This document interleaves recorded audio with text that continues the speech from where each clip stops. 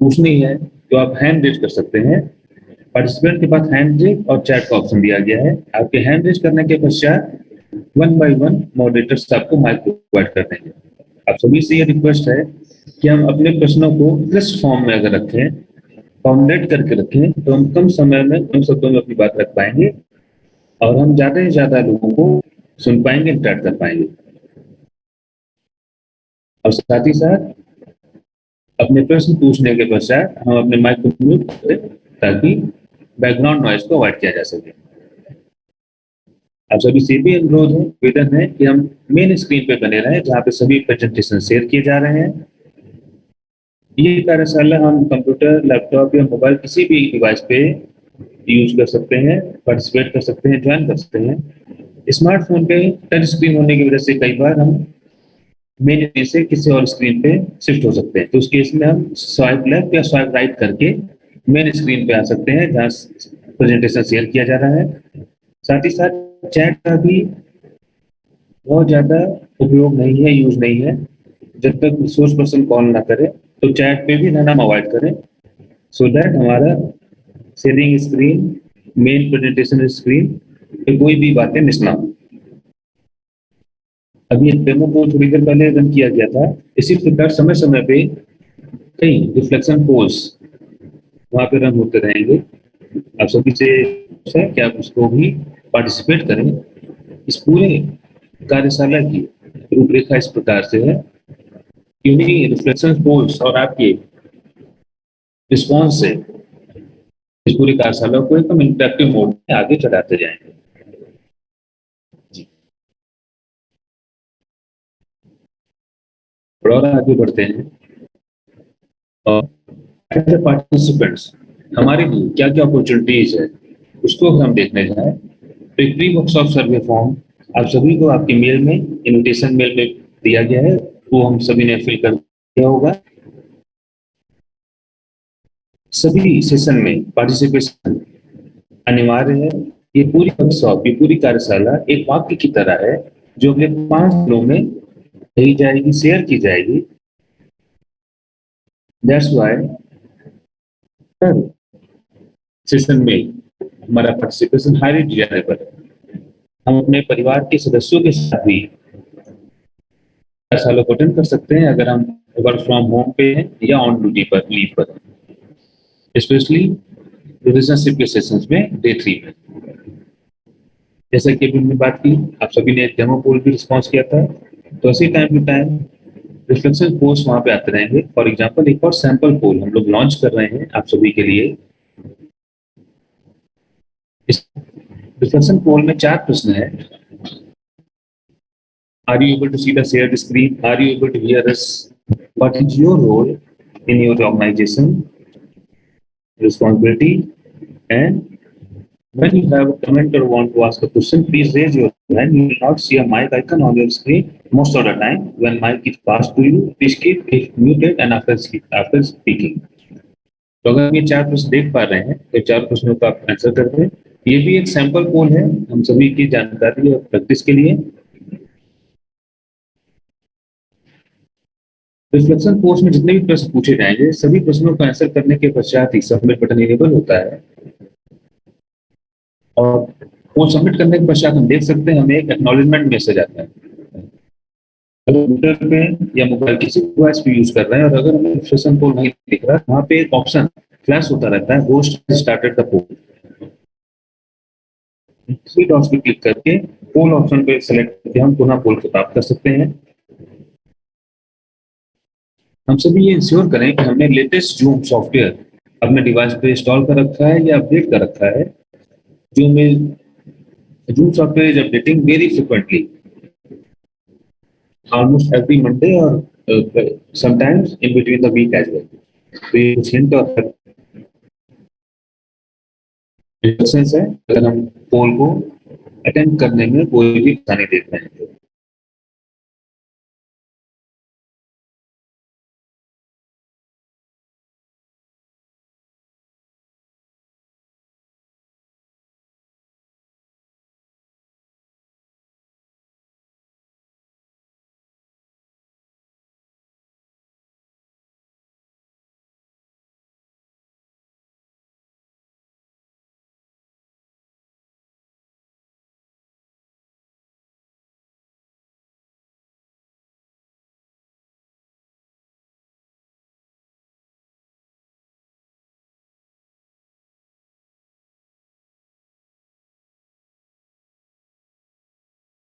Recording in different different progress. Opportunities है हमारे पास एज ए पार्टिसिपेंट।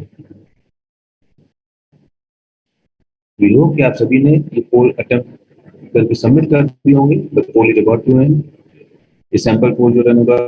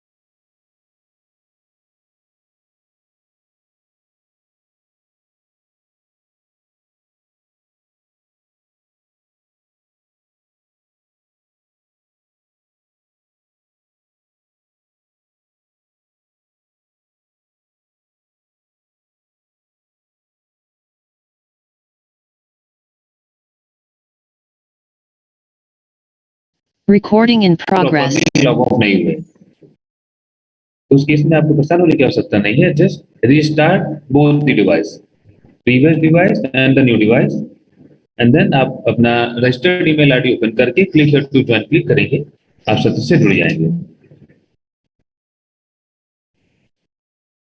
आपके इन्विटेशन मेल में असाइनमेंट शीट का भी लिंक प्रोवाइड किया गया है। ये पीडीएफ फाइल है, इस पीडीएफ फाइल में सभी असाइनमेंट के लिंक प्रोवाइड किए गए हैं।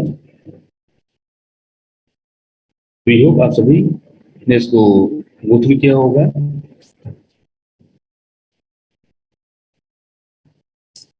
आपकी सुविधा के लिए हम इसे चैट बॉक्स में भी एक बार पेश कर दे रहे हैं। आप सभी से रिक्वेस्ट है कि हम इसे पॉजिटिवली जरूर डाउनलोड कर लें इस पीडीएफ फाइल को। इस पीडीएफ फाइल में सभी day 4 assignment, pre workshop survey and post workshop survey की लिंक प्रोवाइड की गई है। यहाँ ये बात मैं आपसे शेयर करना चाहूंगा कि असाइनमेंट आपके स्वयं के फैसिलिटेशंस के लिए है, सेल्फ एक्सप्लोरेशन के लिए है, और साथ ही साथ आपको इस चीज की मदद करने के लिए है कि आप उन प्रश्नों के आंसर ढूंढ पाए जो कि हम शायद अभी तक बाहर ढूंढ रहे थे, लेकिन वो उत्तर, वो आंसर हमारे स्वयं में ही है। ये असाइनमेंट किसी भी तरह से आपको इवेल्युएट करने के लिए नहीं है। आई रिपीट, ये असाइनमेंट किसी भी तरह से हमारे द्वारा आपको इवेल्युएट करने के लिए नहीं है, बल्कि आपके सेल्फ एक्सप्लोरेशन में आपको फैसिलिटेट करने के लिए। असाइनमेंट्स के कोई भी सही या गलत आंसर नहीं है। जिस तरह से हम सभी ने प्री वर्कशॉप सर्वे फिल किया, उसी प्रकार से सारे असाइनमेंट भी गूगल फॉर्म में आएंगे, वो हमें सबमिट करने हैं। और इन असाइनमेंट के कोई भी सही या गलत आंसर नहीं है जी।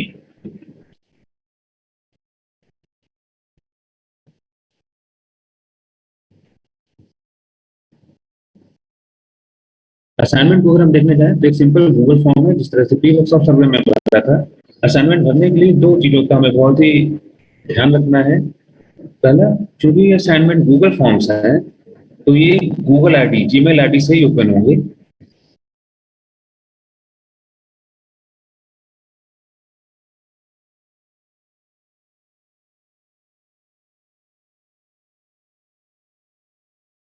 मेंशन करना है जिससे हमने इस कार्यशाला के लिए रजिस्टर किया स्वयं को। आई रिपीट, हो सकता है जिस मेल आईडी से आप गूगल फॉर्म ओपन कर रहे हो और जिस मेल आईडी से आपने रजिस्टर किया हो, वो दोनों अलग अलग हो। तो किसी भी गूगल आईडी से हम गूगल फॉर्म को ओपन करेंगे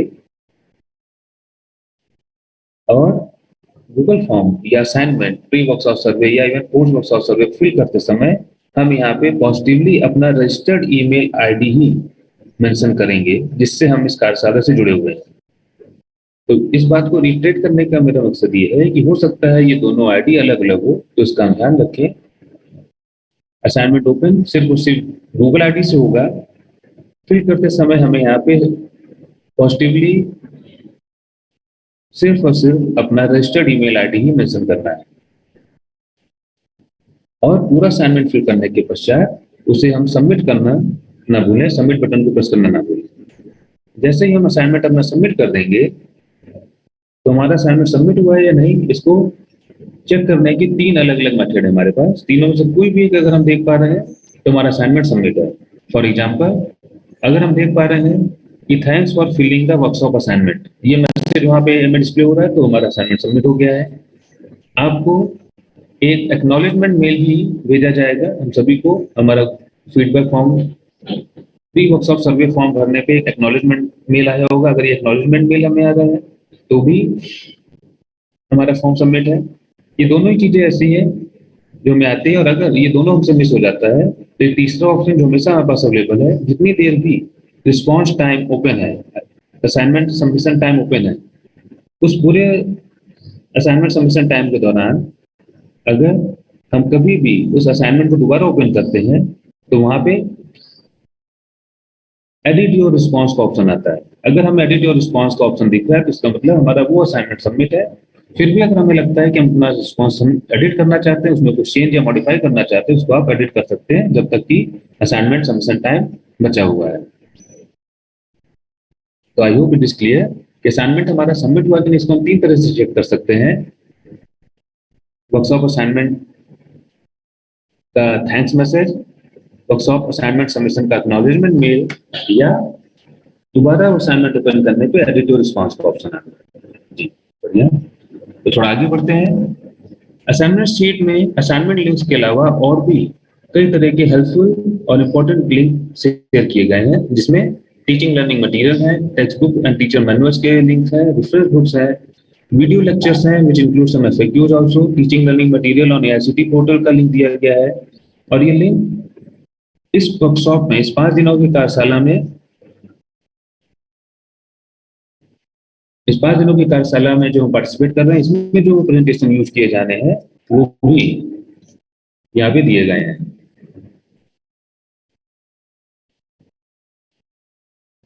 साथ ही साथ इसमें कई डॉक्यूमेंट्रीज के भी लिंक शेयर किए गए हैं, for example story of stuff.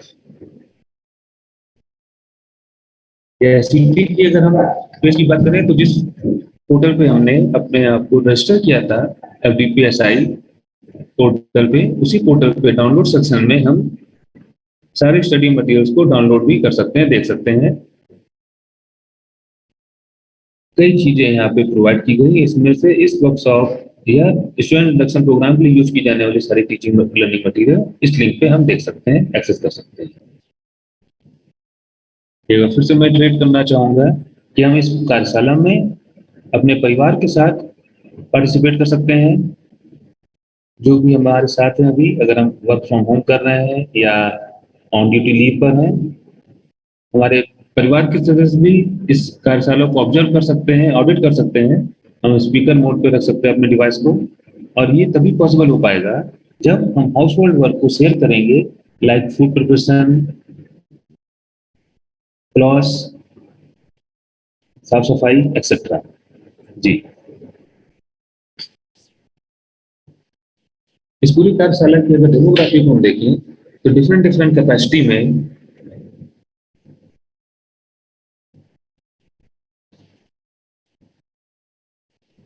लोग यहाँ जुड़े हुए हैं। हम देख सकते हैं directors, principal, dean, professor, assistant professor, registrar, senior lecturer, lecturer, research scholar, और साथ ही साथ डिफरेंट डिफरेंट रीजन से भी लोग यहाँ पे कनेक्ट हैं।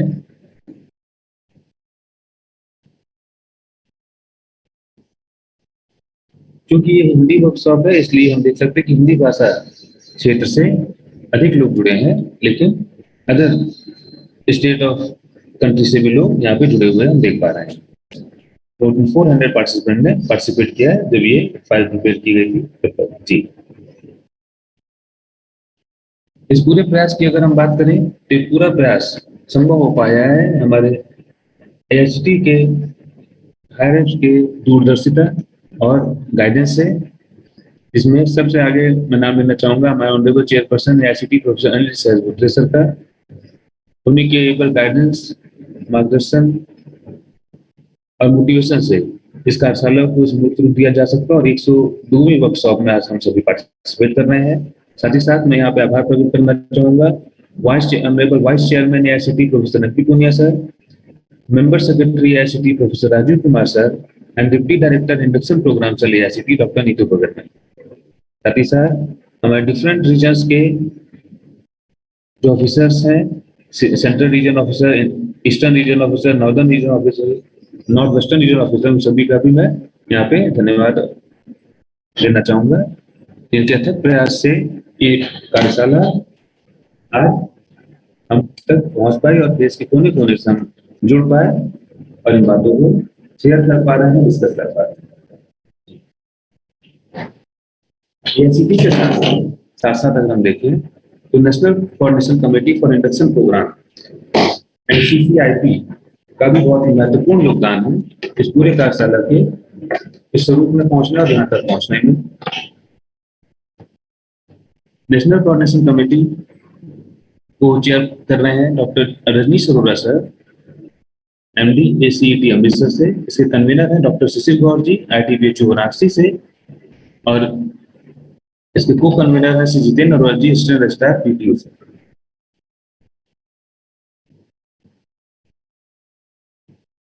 और साथ ही साथ कई मेंबर सेक्रेटरीज भी हम देख सकते हैं। जी,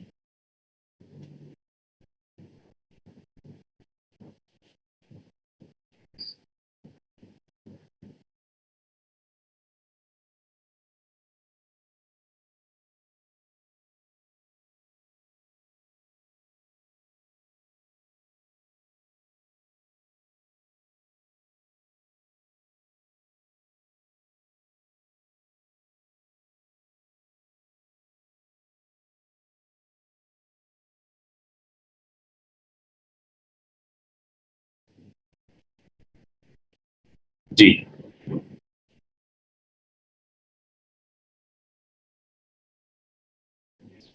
एनसीसीआरटी की तरह ही NCUHV national committee for universal human value ने भी ये जिम्मेदारी ली है देश के कोने कोने में इस बात को पहुंचाने की, जिसके की चेयरपर्सन है professor S D Charan sir, ex vice chairperson BTU Bikaner. इसके वाइस चेयरमैन है Shri Raju Asthana ji, ex director IRCUHV IKG PTU. Convener है डॉक्टर उपासना मिश्रा दीदी, आईपैक गाजियाबाद से। एंड को कन्वीनर है डॉक्टर मनीषा गुप्ता दीदी, डायरेक्टर पीआईएमटी पंजाब से। उसके डिफरेंट मेंबर्स हम देख सकते हैं, doctor Rajneesh Arora ji, professor Vinay Pathak ji, professor Sunil K Somani ji, professor Sanjay Rawat ji, doctor Vivek Kumar ji and all. सभी का बहुत बहुत धन्यवाद।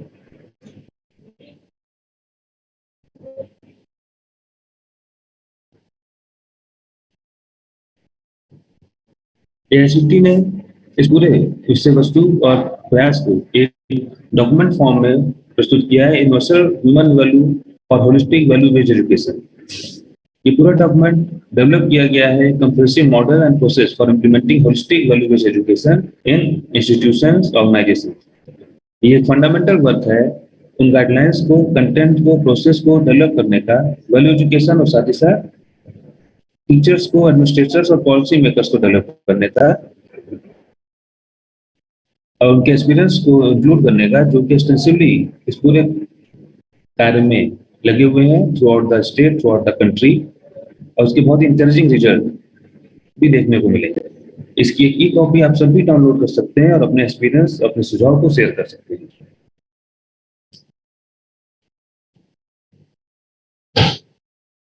होलिस्टिक वैल्यू बेस्ड एजुकेशन की बात करें तो इसमें 3 बातों को हम यहाँ तत्परता से रखेंगे, करेंगे आने वाले 5 दिनों में। इसमें यूनिवर्सल ह्यूमन वैल्यूज की बात होगी, जो कि एक टाइम टेस्टेड एजुकेशन है। इंडियन नॉलेज सिस्टम की बात होगी, जो कि टाइम टेस्टेड एक ओवर जनरेशन सिस्टम है। और साथ ही साथ world class value based skill की बात की जाएगी, which is not only skill but value based skill, which is nature friendly and human friendly skill, और उसकी प्रैक्टिस के ऊपर बात करेंगे। एआईसीटी के अगर एफर्ट्स की बात करें होलिस्टिक वैल्यू बेस्ड एजुकेशन के ऊपर, तो एआईसीटी ने मैंडेटरी 21 डेज का स्टूडेंट इंडक्शन प्रोग्राम एक का प्रोविजन बनाया है, जिसमें universal human value, Indian knowledge system and value guided skill की बात की जाती है at the beginning of their engineering journey, starting के 21 डेज में, जिसके तहत हम सभी इस कार्यशाला को अटेंड कर रहे हैं, ज्वाइन कर रहे हैं। मैंडेटरी यूएसबी 2 एक 3 क्रेडिट का कोर्स भी इंक्लूड किया है एआईसीटी ने करिकुलम में, जिसमें understanding harmony ethical human conduct की बात की गई है। साथ ही साथ कई ओपन इलेक्टिव्स भी रन कराए जा रहे हैं एआईसीटी की तरफ से, जिसमें holistic human values, holistic human health, Indian knowledge system, ये सारी बातें की जाएंगी। कुछ माइनर डिग्रीज के भी प्रपोजल्स हैं जो अगले सत्र में हम देख पाएंगे on USB and on IKS. Higher education में अवेलेबल करने के लिए एआईसीटी ने इस कार्यशाला को रिस्ट्रिक्ट नहीं किया है कि केवल एआईसीटी के संबद्ध कॉलेज के टीचर इसको अटेंड कर सकते हैं, फैकल्टी इसको अटेंड कर सकती है। रादर नॉन एआईसीटी कॉलेजेस के लिए भी एआईसीटी ने इसको ओपन रखा है। जैसे कि मैं देख पा रहा हूँ, आज भी हमारे कई साथी नॉन एआईसीटी कॉलेज से भी यहाँ पे जुड़े हैं। साथ ही साथ इसका एक्सटेंशन स्कूल एजुकेशन में भी हुआ है। एमपी के स्कूलों में देख सकते हैं, एमपी गवर्नमेंट ने इसको डाइट में शामिल करके क्लास 8 टू क्लास 12 तक इसे शामिल किया है। और साथ ही साथ आगे आने वाले दिनों में एनसीईआरटी के थ्रू क्लास 1 टू क्लास 12 भी इस पूरी विषय वस्तु को शामिल करने की एक सहमति बनी है। इसी क्रम में इसका एक्सटेंशन एडल्ट एजुकेशन या इनफॉर्मल एजुकेशन में भी किया गया है। फॉर एग्जाम्पल राज्य आनंद संस्थान, गवर्नमेंट ऑफ एमपी। तो हम देख सकते हैं कि अलग अलग स्तरों पे कई तरह के प्रयास किए ही जा रहे हैं। जी बढ़िया, थोड़ा आगे बढ़ते हैं हम लोग। इलेक्टिव कोर्सेज की अगर हम बात करें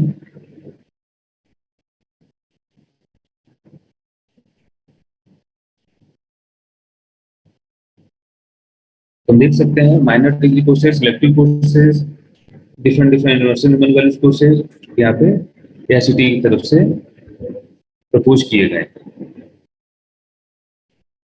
स्टेटस ऑफ फैकल्टी प्रिपरेशन अगर हम देखें तो लास्ट 2 इयर्स में ICT के अथक प्रयास से बहुत ही वाइड रीच रही है।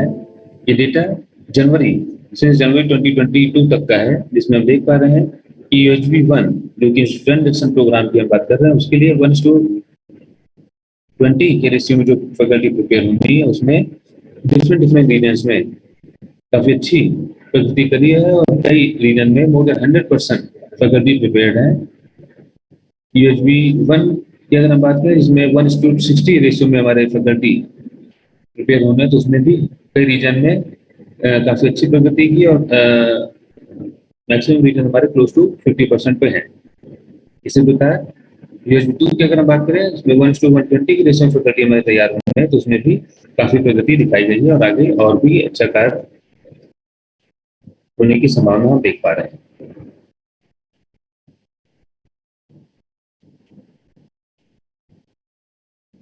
तो NCCRB के रीजनल कोऑर्डिनेटर्स को हम देखें तो डिफरेंट सेंटर और रीजन के डिफरेंट हमारे कोऑर्डिनेटर्स हैं। हम सभी इनसे कांटेक्ट करके अपने कॉलेज में इस पूरे विषय वस्तु को, कार्यशाला को किस प्रकार से आगे ले जा सकते हैं, इसके ऊपर हम बात कर सकते हैं।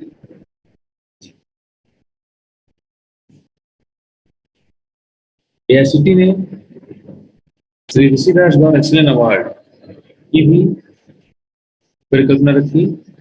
AICT के 140वें एग्जीक्यूटिव कमेटी मीटिंग में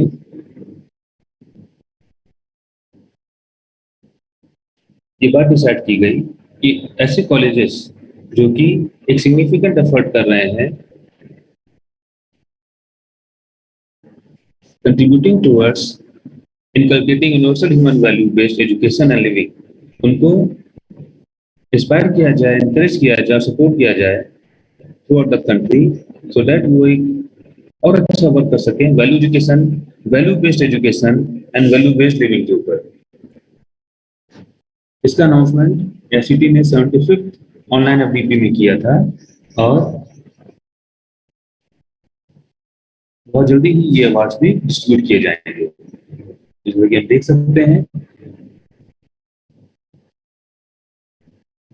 AICT अपने लगातार प्रयासों के फलस्वरूप इस पूरी कार्यशाला को, इस पूरी विषय वस्तु को अधिक से अधिक न केवल AICT के कॉलेजेस में बल्कि दूसरे कॉलेजेस में भी लेके आगे बढ़ रहा है। तो यहाँ आगे बढ़ने से पहले कुछ साथियों के हैंड रेज हैं, तो एक दो प्रश्नों को हम लोग और उनके शेयरिंग और रिफ्लेक्शंस को सुनना चाहेंगे। हमारे साथ डॉक्टर राखी शर्मा जी हैं। जी राखी मैम नमस्ते। क्या आपकी कोई प्रश्न या शेयरिंग है? अपनी बात कर सकते हैं अपना माइक अनम्यूट करके। जैसे शिप्रा पांडे जी हैं, डॉक्टर संजीव कुमार जी हैं हमारे साथ। हेलो, हाँ जी सर नमस्कार। जी राखी मैम नमस्ते, बताएं। हेलो जी राखी मैम नमस्ते, आपकी आवाज आ रही है, बात रखें। हाँ सर, मैं बस यही कहना चाहूंगी, आज तो मेरा अभी तक का जो सेशन का रहा, मेरा ना फीडबैक फॉर्म सबमिट नहीं हो रहा था। उसके लिए मैं 8:45 से लेकर 9:30 बजे तक मेरी बहुत कोशिश रही, फिर मैंने सर को कॉल भी किया जी। तो सर ये था कि मतलब मेरा कोई यही सर्टेन नहीं हो पा रहा था कि मैं अटेंड कर पाऊंगी। आज डे 1 है और चूंकि ये अभी इनॉग्रल सेशन चल रहा है, तो डे 1 को हम लोग 11 o'clock तक प्री वर्कशॉप सर्वे फॉर्म ओपन रखते हैं। आप एक बार डिवाइस चेंज करके अगर ट्राई करेंगे तो आप उसे फिल कर पाएंगे। ये ठीक रहेगा राखी ma'am?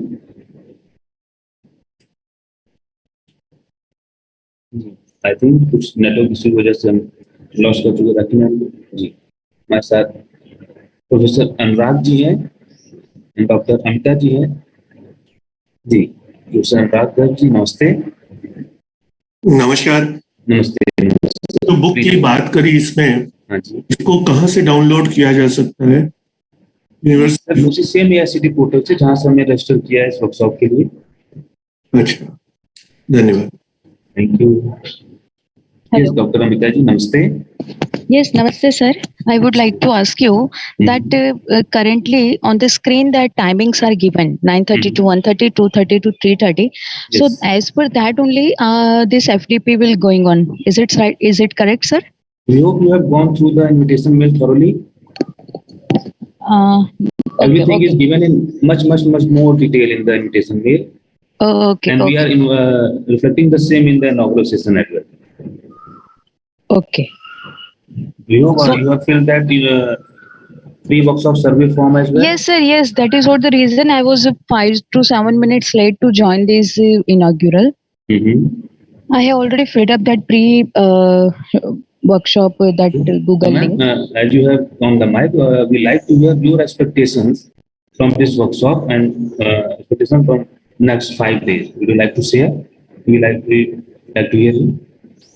Yes, sir. What are your Just expectations from this? Yes, I would like to know that in one of the emails that I have written, I read that 3 to 7.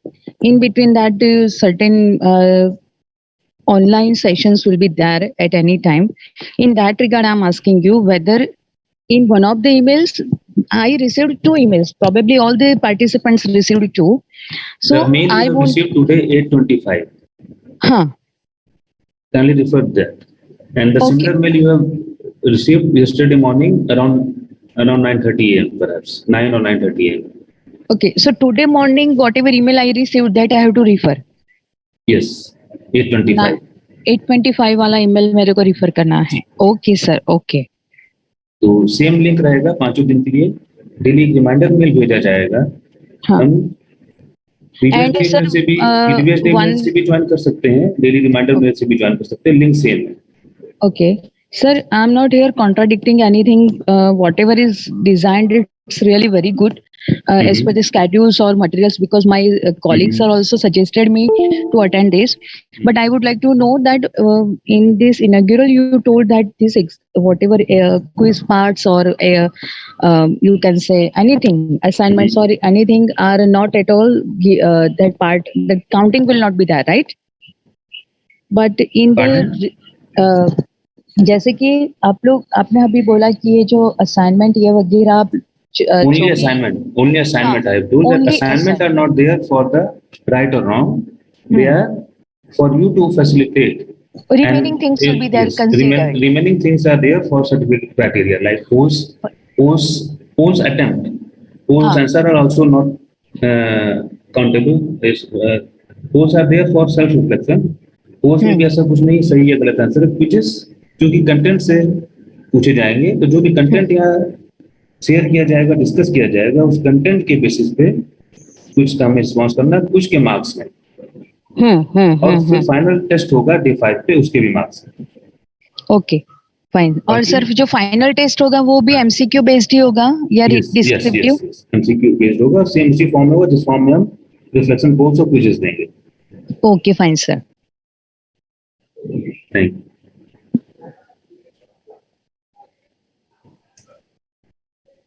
So we have let's have one more reflection. Sanjeev Kumar ji हमारे साथ, अगर sir कुछ करना चाहें, अपने experience share करना चाहें.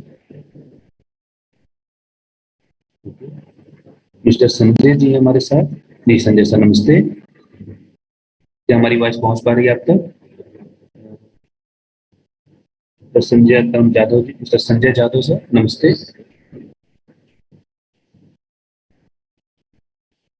जी राजेश जी हमारे साथ.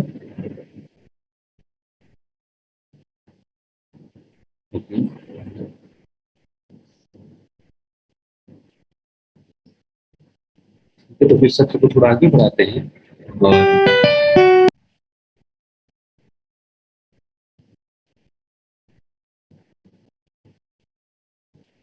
सत्र को थोड़ा आगे बढ़ाते हैं. और यहाँ मैं इन्वाइट करना चाहूंगा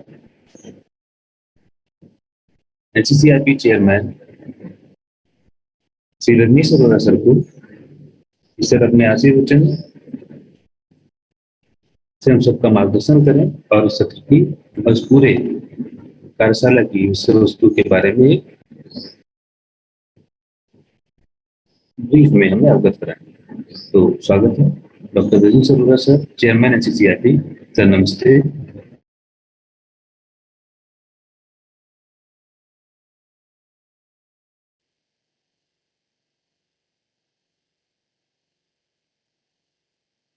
आपकी शेयरिंग से सभी को इस बात की उपयोगिता, इस वर्कशॉप की उपयोगिता का समझ में आएगा और सभी को इस बात की गहनता भी समझ में आएगी कि ये कितना हमसे जुड़ा हुआ है. तो भैया बहुत बहुत धन्यवाद. तो समय हो चला है कि हमारे बीच उपस्थित अतिथियों को सुनने का। तो आज हमारे बीच में मौजूद हैं doctor Rajneesh Arora sir, chairman NCCIP national coordination committee for induction programme. तो मैं सर को आमंत्रित करना चाहूँगा कि सर अपने आशीर्वचन देकर सभी का मार्गदर्शन करें। जी सर। बहुत बहुत धन्यवाद दुबे जी। जी सर। मुझे बहुत ही अच्छा लग रहा है कि आज हम एक और उद्घाटन सत्र प्रारंभ कर रहे हैं। हमने इस लॉकडाउन पीरियड में पिछले 1.5 वर्ष में 50 से अधिक इस प्रकार की वर्कशॉप्स की हैं, और आज भी इसमें मैं देख रहा हूँ कि 100 जो हैं वो भाग ले रहे हैं। इस उद्घाटन सत्र में मैं आपके सामने इस सारे विषय की, इस सारे प्रयास की जो पृष्ठभूमि है वो आपके सामने रखना चाहूंगा। ये जो शिक्षा में यूनिवर्सल ह्यूमन वैल्यूज को इनकॉर्पोरेट करने का प्रयास हो रहा है, ये वास्तव में नेशनल एजुकेशन पॉलिसी जो गत वर्ष भारत सरकार द्वारा घोषित की गई, उसमें जो शिक्षा से अपेक्षाएं की गई हैं, जो एस्पायरेशंस की रखी गई हैं, उन्हीं को रियलाइज करने के लिए ये एफर्ट है। और इसको उस दिशा में जब हम समझने जाते हैं तो नेशनल एजुकेशन पॉलिसी के प्रारंभ में ही ये लिखा गया है कि शिक्षा से जो अपेक्षा है, एक तो है कि व्यक्ति का सर्वांगीण विकास हो, दूसरा है कि समतापूर्ण और न्यायपूर्ण समाज की रचना हो, और राष्ट्र का विकास। तो अपने को समझना है कि व्यक्ति के सर्वांगीण विकास का क्या अर्थ होता है, न्यायपूर्ण और समतापूर्ण समाज का क्या अर्थ होता है, और राष्ट्र के विकास का क्या अर्थ होता है। इसको जब हम समझने जाते हैं तो व्यक्ति के सर्वांगीण विकास का अर्थ है कि व्यक्ति न केवल भौतिक दृष्टि के साथ वो आगे बढ़े। स्लाइड आगे करेंगे दुबे जी। तो फुल ह्यूमन पोटेंशियल, सर्वांगीण विकास का अर्थ ये है कि व्यक्ति ना केवल भौतिक दृष्टि के साथ आगे बढ़े, बल्कि उसमें जो सही भाव है, सही समझ है, जो सुख का भाव है, जो समृद्धि का भाव है, वो निरंतरता में, उसको चेतनता में उपलब्ध हो। यानी उसका शरीर के स्तर पर भी और चेतना के स्तर पर भी विकास हो।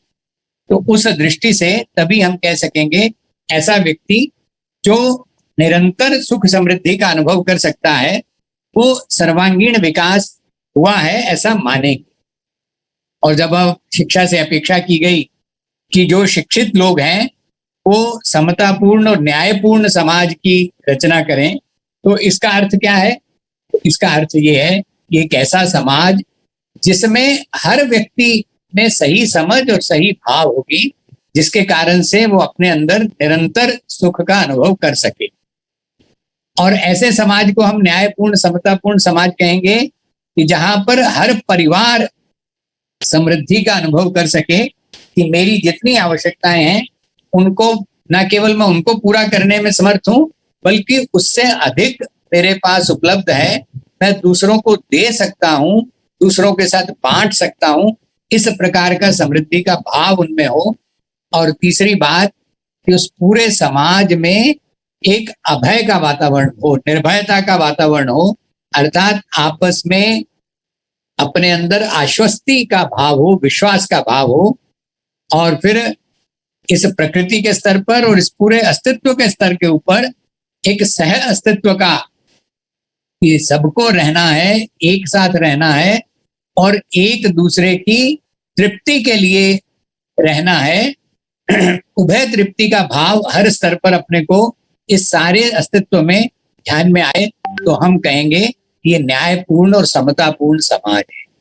और राष्ट्र के स्तर पर जब हम विकसित राष्ट्र की बात करते हैं, इसका मतलब है कि वो राष्ट्र स्वयं में व्यवस्थित है, उस राष्ट्र में हार्मनी है, और केवल वो स्वयं में व्यवस्थित नहीं है बल्कि दूसरों को भी व्यवस्थित होने में पूरक है, सहयोगी है। It is complementary to other nations also.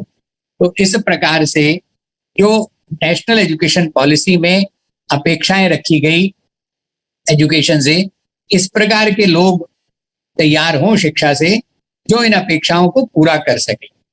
जब हम देखते हैं तो सर्वांगीण विकास के 3 हिस्से हैं। एक तो ये है कि व्यक्ति में उस शिक्षा संस्कार के कारण से जो भी उसको परिवार से मिलते हैं, जो भी स्कूल से मिलते हैं, जो भी कॉलेज से मिलते हैं, उसके कारण से उसमें एक दृष्टि विकसित होती है, मानवीय दृष्टि विकसित होती है, और उस दृष्टि के आधार पर उसको अपने जीवन में मूल्यों का ध्यान में आता है। क्या चीज मेरे लिए मूल्यवान है, क्या चीज मेरे लिए नहीं मूल्यवान है, मेरी इसमें क्या भूमिका है, ये ध्यान में आती है। तो उसका विजन बनता है शिक्षा से, अपने संस्कारों से जो उसकी दृष्टि बनती है, उससे उसको वो मूल्य ध्यान में आते हैं। और फिर उन मूल्यों के आधार के ऊपर वो अपना आचरण कैसा हो, अपना मानवीय आचरण कैसा हो, उसको जीवन कैसे जीना है, उसके लिए जो हुनर चाहिए, जिस प्रकार से जीवन जीना है, उसके लिए जो स्किल्स चाहिए, उन स्किल्स को प्राप्त करने की कोशिश करता है। तो अगर वैल्यू बेस्ड स्किल्स होंगी तो वो फिर उसको उन वैल्यूज की तरफ ले जाएगी, अपनी उस दृष्टि की ओर ले जाएगी जो दृष्टि उसको अपने शिक्षा और संस्कार से प्राप्त हुई है। और ऐसे जो लोग हैं जो वैल्यू बेस्ड एजुकेशन को प्राप्त करते हैं, वही लोग एक मानवीय समाज, मानवीय संस्कृति, मानवीय सभ्यता का निर्माण कर पाते हैं। अर्थात हर स्तर पर समतापूर्ण और न्यायपूर्ण समाज का विकास कर पाते हैं। अपने मोहल्ले के स्तर पर, पड़ोस के स्तर पर, गांव, ब्लॉक, शहर, जिला, प्रांत, राष्ट्र, हर स्तर के ऊपर वो मानवीय समाज, मानवीय व्यवस्था, मानवीय संस्कृति, मानवीय सभ्यता का विकास कर पाते हैं। और ऐसे समाज से, ऐसे व्यक्तियों से ही राष्ट्र का विकास होता है, जो राष्ट्र स्वयं व्यवस्थित है और दूसरों को व्यवस्था में रहने के लिए सहयोग कर सकता है। आज की शिक्षा में जब हम देखते हैं, मिसिंग लिंक है, एक महत्वपूर्ण अभाव है शिक्षा में कि जो मानवीय दृष्टि, मानवीय मूल्य विद्यार्थी को पता होने चाहिए, वो ना पता होने के कारण से वो सही प्रकार की स्किल्स भी नहीं ले पाता है। तो क्या मुझे स्किल्स ऐसी चाहिए कि स्वयं को स्वावलंबी बनाते हुए, समाज को स्वावलंबी बनाते हुए इस काम के लिए चाहिए, या फिर ऐसी स्किल चाहिए कि दूसरों का शोषण करना, अपना शोषण करवाना? तो क्योंकि आज स्किल्स के बारे में दृष्टि सही नहीं है, मूल्य सही नहीं है, इसलिए हम ये जो आगे की जो सारी बातें हैं, इक्विटेबल एंड जस्ट सोसाइटी और नेशनल डेवलपमेंट, उसको पूरा नहीं कर पाते। तो ये जो प्रयास यूनिवर्सल ह्यूमन वैल्यूज का हो रहा है, तो इसके 3 भाग हैं। इन उद्देश्यों को प्राप्त करने के लिए, सर्वांगीण विकास के लिए, सबसे पहले ऐसी वैल्यूज की चर्चा विद्यार्थियों के साथ की जाए जो वैल्यूज यूनिवर्सल हैं, जो सब जगह एक जैसी लागू होती हैं। हम भले उनको अपने माता पिता से सीखते हैं, अपने पूर्वजों से सीखते हैं, अपनी परंपरा और इतिहास से सीखते हैं, लेकिन वो लागू सब पर होती हैं। वो सबके लिए कल्याणकारी हैं, सबके लिए हितकारी हैं, सबके लिए आवश्यक हैं। वो चाहे एशिया में है, चाहे ऑस्ट्रेलिया में है, चाहे अमेरिका में है, चाहे अफ्रीका में है, चाहे यूरोप में है। तो ऐसी यूनिवर्सल वैल्यूज के बारे में हम विद्यार्थियों के साथ चर्चा करते हैं। और इस 5 दिनों में आप देखेंगे कि जो चर्चा हो रही है, वो चर्चा किसी एक राज्य, किसी एक देश, किसी एक रीजन, किसी एक कास्ट, रिलीजन के साथ नहीं जुड़ी हुई है, बल्कि वो यूनिवर्सल वैल्यूज के बारे में बात हो रही है। और ये वैल्यूज रैशनल वैल्यूज हैं। इन वैल्यूज के बारे में ये नहीं कहा जाता है कि इनको मानना है, इनको कहा जाता है कि इनको जानना है, और इनको जाना जा सकता है, इनको समझा जा सकता है, इनको समझाया जा सकता है, इनकी चर्चा हो सकती है। दे अपील टू ह्यूमन रीजनिंग, उसमें रैशनैलिटी है और ये वेरीफाइएबल है। यानी इनको अनुसार जब हम अपने जीवन को जीने जाते हैं, अपने आचरण में उतारते हैं, तो हम अपने लक्ष्य को प्राप्त करते हैं, जो continuity in happiness and prosperity, उसका अनुभव करते हैं। और दूसरा, ऑल एनकम्पासिंग, ये हमारे लिए, हमारे स्वयं के अंदर जो हमारे विचार हैं, जो हमारी समझ है, जो हमारा कार्य है, जो हमारा व्यवहार है, हर लेवल पर हमारे अंदर जो कुछ भी क्रियाकलाप चल रहे हैं, हमारी कल्पनाशीलता में हम स्वयं प्रत्यक्ष जो व्यवहार करते हैं समाज के अंदर, उन सब के बारे में इसमें चर्चा होती है। इट इज ऑल एनकम्पासिंग और it leads to harmony at all levels, स्वयं के अंदर, समाज के अंदर, प्रकृति के साथ जो भी कॉन्ट्राडिक्शंस हैं उनको रिजॉल्व करने का, उनको हार्मोनाइज करने का इसमें जो है वो लाभ प्राप्त होता है।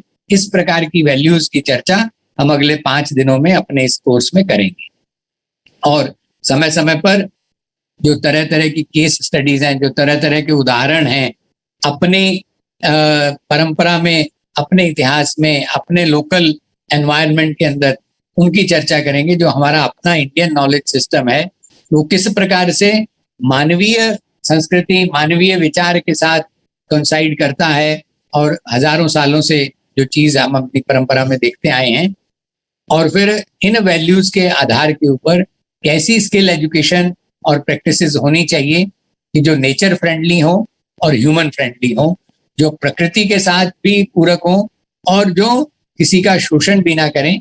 उस प्रकार की स्किल्स के बारे में तभी व्यक्ति जान सकेगा अगर वो उसकी विजन और उसकी अंडरस्टैंडिंग जो है, उसकी वैल्यूज अगर सही हैं।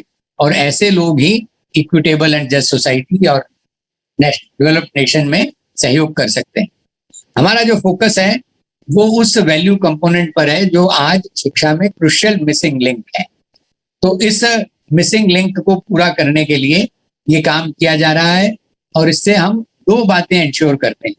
एक तो स्किल्स की एजुकेशन सही तरीके से हो सके और फिर उन स्किल्स का सही सदुपयोग हो सके, और ये 2 चीजें होती हैं और जो इसमें से परिणाम निकलते हैं कि व्यक्ति का सर्वांगीण विकास होना शुरू होता है और व्यक्ति ना केवल स्किल्स की दृष्टि से तैयार होता है बल्कि उसका माइंडसेट तैयार होता है, उसका मन सही स्वस्थ बने, और ताकि वो उस प्रकार के समाज का आधार तैयार कर सके और जो समाज न्यायपूर्ण और समतापूर्ण समाज होगा और जिससे अपना देश विकसित होगा, और यानी नेशनल एजुकेशन पॉलिसी की जो अपेक्षाएं हैं वो पूरी होंगी। इस कारण से ये जो सारा फोकस है वो यूनिवर्सल ह्यूमन वैल्यूज पर है। नेक्स्ट।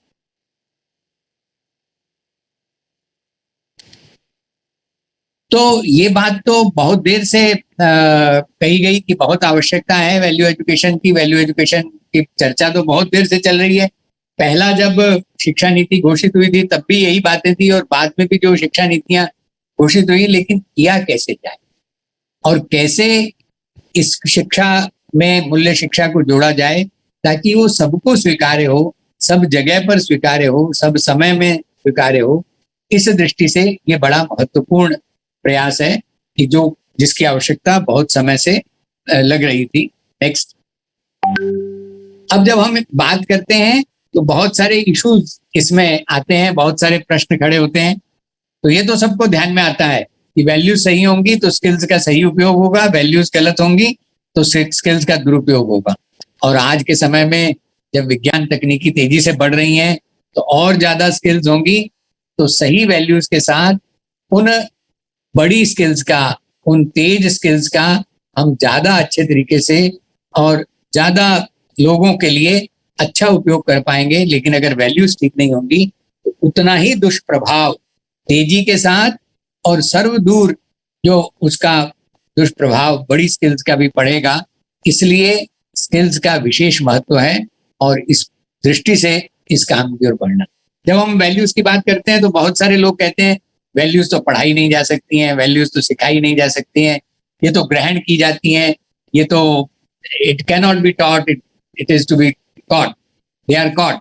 ये बात सही है कि भाई वैल्यूज जो है वो हम अपने आसपास के लोगों के आचरण से सीखते हैं और जिस प्रकार की इंस्टीट्यूशन में जैसा वातावरण होता है उससे सीखते हैं। लेकिन पिछले 15 वर्ष से जो हम हायर एजुकेशन में ये प्रयास कर रहे हैं तो हमें ये ध्यान में आया है कि वैल्यूज को पढ़ाया भी जा सकता है। वैल्यूज को इस तरीके से पढ़ाया जा सकता है कि जब नौजवानों के साथ इसको प्रस्ताव के रूप में शेयर किया जाता है, उनको ये नहीं कहा जाता है कि ये तुम्हें मानना ही होगा, उनको ये नहीं कहा जाता है कि डूज एंड ये करो ये नहीं करो, उनको आदेश या उपदेश नहीं दिया जाता, बल्कि उनके सामने प्रस्ताव रखा जाता है कि तुम स्वयं इनको अपने अंदर जांचो, अपनी सेल्फ एक्सप्लोरेशन करो और ये जो वैल्यूज तुम्हारे अंदर हैं और उनको जब तुम स्वयं देख पाओगे तो फिर आप उसको सही तरीके से समझ पाओगे। Self exploration is the best way of self evolution. तो व्यक्ति जो है स्वयं में विकसित होता है, उसका सर्वांगीण विकास होता है जब स्वयं के अंदर चीजों को वो जांचने लगता है। ये एक महत्वपूर्ण परिवर्तन आता है विद्यार्थियों में जो इस विषय को गंभीरता पूर्वक समझने की कोशिश करते हैं। जो पहले प्रयास हम प्रायः अपने परिवारों में देखते हैं तो माता पिता का ज्यादा ध्यान होता है डूइंग पर, बच्चे की ओर कि ये करो, ये नहीं करो, ये करोगे तो ये इनाम मिलेगा, ये नहीं करोगे तो ये दंड मिलेगा। तो इस प्रकार के डूज एंड डोंट्स के आधार पर हम देखते हैं कि बच्चों का आचरण जो है वो व्यवस्थित नहीं हो पाता है, वो निश्चित नहीं हो पाता है। दूसरी फिर कोशिश कई बार विद्यालयों में की जाती है कि बच्चों के साथ उनके विचार पर काम किया जाता है, कि उनको कुछ चीजें मानने पर कहा जाता है, मानने को कहा जाता है। नेक्स्ट, कि ऐसा करना चाहिए, हम लोग भारत के रहने वाले हैं, हमें ये करना चाहिए, हमें ये नहीं करना चाहिए। इस प्रकार की मॉरल एजुकेशन जो उपदेश या आदेश पर निर्भर है, उसका भी प्रभाव जो है वो पूरा नहीं हो पाता है और उससे भी आचरण सुनिश्चित नहीं हो पाता। ये जो वैल्यू एजुकेशन का कोर्स आपके साथ आज हम शुरू कर रहे हैं, ये इसमें हम विद्यार्थी की अंडरस्टैंडिंग पर काम करते हैं, उसकी समझ पर काम करते हैं और उसके साथ ऐसी चीजें प्रस्ताव के रूप में रखते हैं कि जो निश्चित हैं, जो सार्वभौमिक हैं, जो शाश्वत हैं, जो समय के साथ बदलती नहीं है। इस प्रकार का जो सही वर्ल्ड व्यू है, उसको, जो विश्व दृष्टि है, जो दृष्टिकोण है, उसको विद्यार्थियों के सामने प्रपोजल के रूप में रखा जाता है। उनको एनकरेज किया जाता है कि वो स्वयं में इसको जांचें, सेल्फ एक्सप्लोरेशन करें, इसको स्वयं अपने अधिकार पर जानने का प्रयास करें। जब स्वयं कोशिश करते हैं और उसकी सहज स्वीकृति होती है, तभी व्यक्ति के अंदर अनुशासन नहीं बल्कि स्व अनुशासन आता है। तो जब सेल्फ डिसिप्लिन आता है तो फिर उसका आचरण जो है वो निश्चित होता है। इस तरीके से वैल्यू एजुकेशन को पढ़ाने का, तो मैंने आपको कंटेंट बताया कि कंटेंट यूनिवर्सल है, रैशनल है, वेरीफाइएबल है और leading to harmony at all levels है। और दूसरा है कि इसको पढ़ाने का जो तरीका है वो शेयरिंग का तरीका है, वो किसी तरीके के आदेश या उपदेश का तरीका नहीं। तो फिर लोग प्रश्न उठाते हैं कि बहुत देरी तो नहीं हो गई, अभी तो सब कुछ बहुत बिगड़ गया है, व्यक्तियों में बहुत निराशा है, समाज में बहुत तरह की दुरावस्था है, बहुत गरीबी है, बहुत संघर्ष है चारों ओर।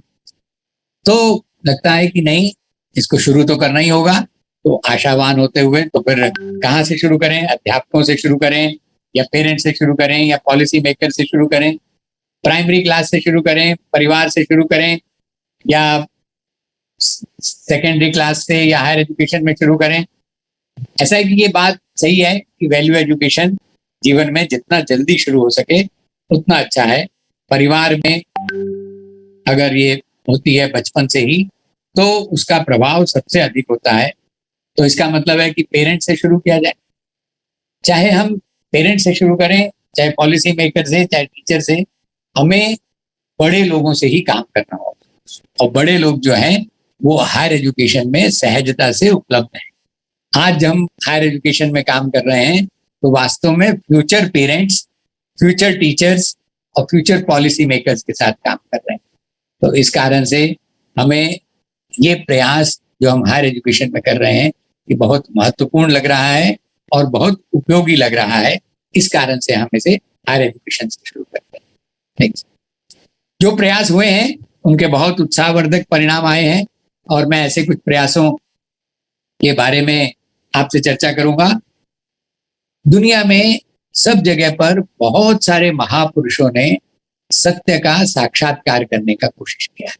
ये उन्होंने समझने का कोशिश किया है कि ये अस्तित्व क्या है, मनुष्य क्या है और मनुष्य की इस अस्तित्व में भूमिका क्या है।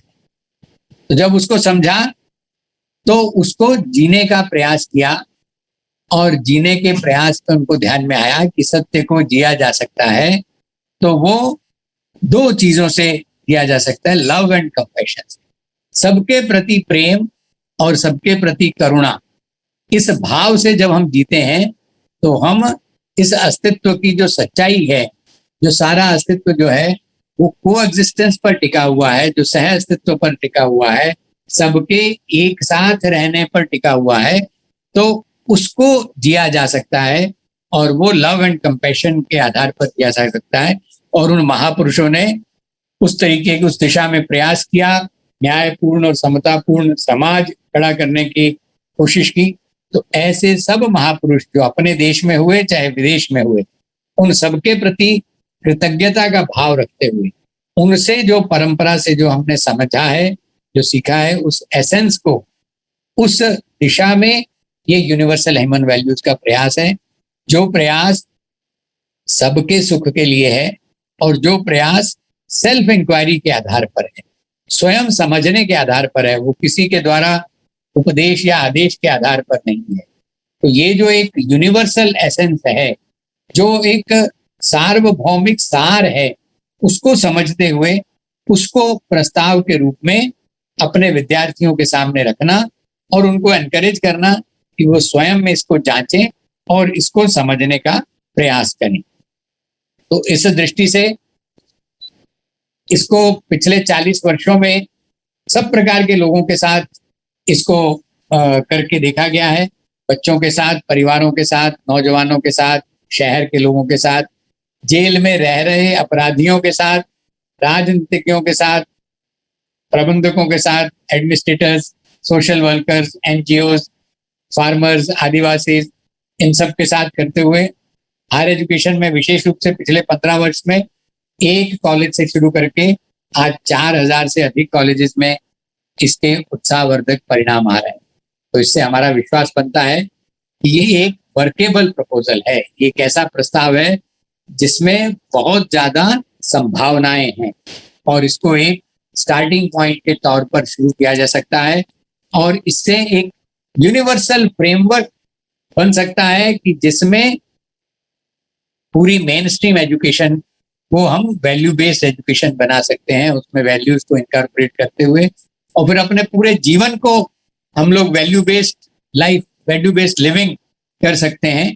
और इस प्रकार की शिक्षा में से अगर हम गुजरते हैं, आप सब लोग शिक्षक होने के नाते से शिक्षा के कर्णधार हैं, आप सबको मैं आमंत्रित करता हूं कि आप इस कंटेंट को समझें, इसकी प्रोसेस को भी समझें और फिर अपने निष्कर्ष स्वयं निकालें। ये इस दिशा में मैं अपना एक अनुभव आपसे शेयर करता हूं कि पंजाब टेक्निकल यूनिवर्सिटी में जब मैं वाइस चांसलर था तो हमने वहां पर एक international resource centre for universal human values शुरू किया था और हम लोगों ने फर्स्ट और सेकंड सेमेस्टर में UHV का 3 क्रेडिट का कोर्स भी प्रारंभ किया था और फिर PG diploma in universal human values और MTech programme in holistic development systems and technologies भी प्रारंभ किया था और उसमें 100% प्लेसमेंट्स अपने को ध्यान में आई थी। और 100% प्लेसमेंट का मतलब ये नहीं है कि वो कैंपस रिक्रूटमेंट हुई थी, बल्कि जितने भी लोगों ने उस बैच में MTech या PG डिप्लोमा में हिस्सा लिया, उन सब के अंदर एक ऐसा आत्मविश्वास पैदा हुआ कि वो स्वतंत्र रूप से सार्थक तरीके से अपने जीवन को जी सकते हैं। आज सब लोग अपनी अपनी जगह पर अच्छे तरीके से कार्यरत हैं, इसकी हमें बहुत प्रसन्नता है। ये प्रयास 1980 में इस तरीके से शुरू हुआ था कि IIT दिल्ली में पहली बार 2 प्रोफेसर्स ने साइंस एंड ह्यूमनिज्म का कोर्स ऑफर किया था। फिर 2001 में MHRD ने नेशनल रिसोर्स सेंटर इन वैल्यू एजुकेशन IIT दिल्ली में, NCERT में और IIM लखनऊ में शुरू किया था। 2005 में IIIT हैदराबाद ने 2 सेमेस्टर का mandatory course universal human values पर शुरू किया था। 2009 में फिर यूपी टेक्निकल यूनिवर्सिटी ने अपने सभी एफिलिएटेड कॉलेजेस में लागू किया। 2011 में हमने पंजाब टेक्निकल यूनिवर्सिटी में किया। फिर भूटान में तो और ज्यादा इन्होंने आगे बढ़ाया स्कूल और कॉलेज एजुकेशन में। उनका जो राष्ट्रीय कार्यक्रम है ग्रॉस नेशनल हैप्पीनेस का, GNH का, उसके साथ जोड़ते हुए उन्होंने शिक्षा में इसे आगे बढ़ाया। 2012 में हिमाचल प्रदेश टेक्निकल यूनिवर्सिटी में, और फिर 2018 में बीकानेर टेक्निकल यूनिवर्सिटी में इसकी तेजी के साथ इम्प्लीमेंटेशन हुई। आज 10 राज्यों की 40 से अधिक यूनिवर्सिटीज के अंदर ये कोर्स एक कोर पार्ट के रूप में एकेडमिक करिकुलम का हिस्सा है और उसको विद्यार्थियों के साथ पढ़ाया जा रहा है। AICTE ने इसकी शुरुआत इंडक्शन प्रोग्राम के साथ की है। ये इंडक्शन प्रोग्राम की भी जो परंपरा है, ये 2011 में सबसे पहले IIT गांधीनगर ने शुरू की थी, फिर 2013 में NIT त्रिची ने, फिर 2016 में IIT BHU, IIT मंडी, IIT पटना ने इस कार्यक्रम को अपने यहाँ पर शुरू किया था, इंडक्शन प्रोग्राम को। इंडक्शन प्रोग्राम की जो थोड़ी सी जानकारी आपके साथ शेयर करना चाहूंगा मैं, कि इस सारे जो भी प्रयोग हुए, जो भी काम हुए, उससे ये ध्यान में आया कि ह्यूमन वैल्यूज को पढ़ाया जा सकता है। और आज समाज में जो भी समस्याएं हैं उसका ज्यादा कारण ये नहीं है कि स्किल्स की कोई कमी है, बल्कि ज्यादा कारण ये है कि ह्यूमन वैल्यूज के बारे में स्पष्टता ना होने के कारण आज हम चारों ओर इस प्रकार का जो एक वातावरण में संघर्ष और शोषण देखते हैं, वो उसका कारण है। हमें ये लगता है कि UHV एक स्टार्टिंग पॉइंट बन सकता है और चीजों को आगे सही दिशा में बढ़ाने की। AICTE ने बहुत महत्वपूर्ण इसमें काम किया। उन्होंने मॉडल करिकुलम के अंदर इसको जोड़ा और UHV 1 को इंडक्शन प्रोग्राम का एक मुख्य हिस्सा बनाया, और UHV 2 का कोर्स 3rd और 4th सेमेस्टर में 3 क्रेडिट का कोर्स जोड़ा गया। और आज 10,000 से ज्यादा कॉलेजेस जो AICTE के साथ जुड़े हुए हैं, वहां पर इस कार्य को किया जा रहा है, जो देश के लिए बहुत ही महत्वपूर्ण कार्य है। और इस दृष्टि से AICTE ने जो काम किया है, वो पॉलिसी लेवल पर अपने यहाँ पर एक इंडक्शन प्रोग्राम सेल बनाया है और एक committee, national committee on universal human values भी शुरू की है। और फिर इतना ही नहीं, तो उन्होंने अप्रूवल प्रोसेस हैंडबुक में भी इसको जोड़ा है, और टीचर्स तैयार किए जा सकें इसके लिए 3 दिन के, 8 दिन के फैकल्टी डेवलपमेंट प्रोग्राम्स लगाने के लिए भी उन्होंने फंड्स दिए। और अब ये जो 5 दिन का प्रोग्राम है, ऑनलाइन प्रोग्राम, इसका भी सारा जूम का एक्सपेंडिचर वगैरह है, वो AICTE की ओर से दिया जाता है। और मुझे आपको ये बताते हुए बहुत अच्छा लग रहा है, इसमें जो भी टीचर्स हैं, वो सब जो रिसोर्स पर्सन्स हैं इन सारी वर्कशॉप्स के अंदर, वो किसी भी प्रकार का कोई ऑनरेरियम AICTE से चार्ज नहीं करते हैं। वो पूरा ये काम वॉलंटरीली कर रहे हैं, करते हैं, और इसको as a gift to the society ये मानते हैं। बाकी AICTE सभी सफल प्रतिभागियों को सर्टिफिकेट देती है, सभी यूनिवर्सिटीज और कॉलेजेस को रिकॉग्नाइज करती है जो इसमें योगदान करते हैं। ये बहुत ही प्रारंभिक प्रयास है, लेकिन बहुत महत्वपूर्ण प्रयास है। किस दिशा में ये प्रयास है? तो ये मूल्य आधारित शिक्षा और मूल्य आधारित जीवन, जिसका अर्थ है कि इस प्रकार की टेक्नोलॉजी समाज में विकसित हों जो प्रकृति के साथ पूरक हों, जो सस्टेनेबल हों, और इस प्रकार की मैनेजमेंट प्रैक्टिसेस हों जो मानवीय हों, जो पीपल फ्रेंडली हों, जिसमें शोषण की नहीं बल्कि पोषण की बात हो। और इस प्रकार के टीचर्स को तैयार करने के लिए ये जो प्रयास है, ये बहुत ही महत्वपूर्ण प्रयास है। इसको आप अंतिम दिन तक सक्रियता पूर्वक इसमें भाग लें और फिर अंत में आप अपने निष्कर्ष निकालें। ये एक पेज है अप्रूवल प्रोसेस हैंडबुक का, जिसकी मैंने चर्चा की आपसे, कि जो AICTE ने अब उसमें पूछते हैं। और ये सारी यूनिवर्सिटीज को लिखा गया पत्र है कि UHV का कोर्स सभी यूनिवर्सिटियां अपने अपने करिकुलम में जोड़ें। ये उस पत्र की कॉपी है। और नेक्स्ट, ये जो इंडक्शन प्रोग्राम है, इसको इस तरीके से डिजाइन किया गया है कि ताकि जो स्कूल समय का, जो कॉलेज के लिए प्रिपरेशन का एक वो समय रहता है, उससे इंजीनियरिंग के या प्रोफेशनल कोर्सेज में जाने के लिए सही तरीके से स्मूथ ट्रांजिशन हो सके। और ये शुरू में 21 दिन का रहता है कॉलेज के अंदर, और फिर हर साल 4 सालों में स्टूडेंट एक्टिविटी सेल के माध्यम से तरह तरह की जो एक्टिविटीज होती हैं, तो इसकी कंटिन्यूटी पूरे प्रोग्राम में रहती है। इसमें जो स्टूडेंट इंडक्शन प्रोग्राम है, इसमें एक तो बच्चों को जो जेनेरिक और यूनिवर्सल प्रिंसिपल्स हैं जो सब जगह एक जैसे लागू होते हैं, उनके बारे में उनकी समझ बने, उनका एक्सपोजर हो, और फिर नेशनल और इंटरनेशनल लेवल के ऊपर लोकल रीजनल जो डे टू डे लाइफ है उसकी एग्जांपल्स के साथ उन जेनेरिक प्रिंसिपल्स को वो रिलेट कर सकें। जैसे ये है कि we want to live with fulfilment as a society, हम पूरे समाज में एक तृप्ति के भाव से रहना चाहते हैं। ये तो एक जनरल बात है, लेकिन जो ट्रेडिशनल इंडियन कल्चर और फिलॉसफी को जब हम देखते हैं या वेस्टर्न कल्चर और थॉट को देखते हैं, तो उसमें किस तरीके से ये जो चीजें हैं ये लागू होती हैं, उसको विद्यार्थियों के सामने एग्जाम्पल के रूप में रखा जाता है।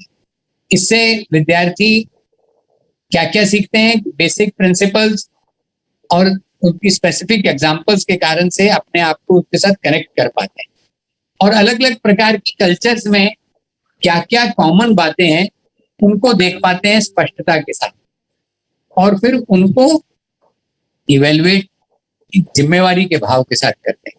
उनके मन में जहां कहीं गैप आता है वहां उनको क्रिटिसाइज करना या रिजेक्ट करना ये ना हो करके, बल्कि उन कमियों को पूरा करने में मेरा क्या योगदान हो सकता है, इस दृष्टिकोण के साथ उन चीजों को समझते हैं। तो इस प्रकार के सारे जो मॉड्यूल्स हैं वो स्टूडेंट इंडक्शन प्रोग्राम में रहते हैं। और ये जो UHV2 का कोर्स है उसके दो मुख्य ऑब्जेक्टिव हैं।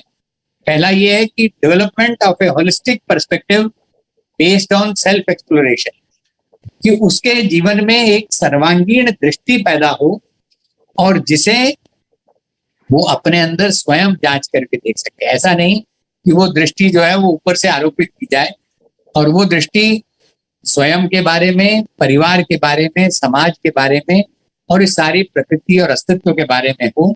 ये उसका पहला उद्देश्य है।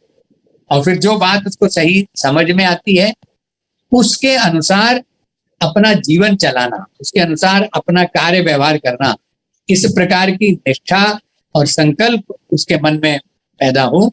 ये दो उद्देश्य इस कोर्स के हैं UHV2 के। तो इसकी डिटेल्स आप देखेंगे, इसका पूरा सिलेबस है, टीचर्स मैनुअल है, टेक्स्ट बुक है, इसकी तरह तरह की प्रेजेंटेशंस बनी हुई हैं, वीडियोस हैं, वेबसाइट पर उसकी पूरी डिटेल्स है। और केवल ये फैकल्टी डेवलपमेंट प्रोग्राम 8 दिन का या जो अभी ऑनलाइन 5 दिन का होता है, उसके फॉलोअप के रूप में वीकली मीटिंग्स होती हैं, टीचर्स की भी और स्टूडेंट्स की भी, ताकि इस सारे को हमें पूरी तरह से समझने में और उसके अनुसार जीने में सहायता मिल सके। तो अंत में मैं फिर आपके सामने दोहराता हुआ कि इस सारे 5 दिन के प्रोग्राम में आपने 2 बातों की ओर ध्यान देना है। एक तो ये कंटेंट है, और इस कंटेंट में जो भी बात बताई जा रही है वो बात यूनिवर्सल है कि नहीं, वो बात रैशनल है कि नहीं, वो वेरीफाइएबल है कि नहीं, और वो बात लीडिंग टू हार्मनी है कि नहीं।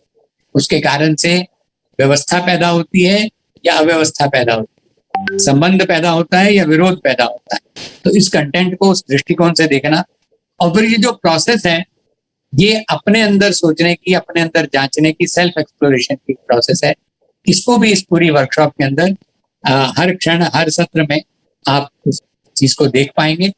और मैं अंत में आप सब लोगों को, आप जो शिक्षा के कर्णधार हैं देश में, आपके सक्रिय सहभागिता की अपेक्षा रखता हूं, और मुझे विश्वास है कि सारे दौरान आपको अपना जो आपके विचार हैं, आपकी जो अभी तक की दृष्टि है, उसको सही करने की दृष्टि में, उसको रिफाइन करने की दिशा में ये प्रयास बढ़ेगा। और यही अपेक्षा है और यही संभावना मानते हुए, और अंत में आपकी कमिटमेंट को, आपकी निष्ठा को हम अंतिम सत्र में, जो फ्राइडे को समापन सत्र होगा, उसमें सुनना चाहेंगे। इसी अपेक्षा के साथ मैं अपनी बात पूरी करता हूँ। बहुत बहुत धन्यवाद।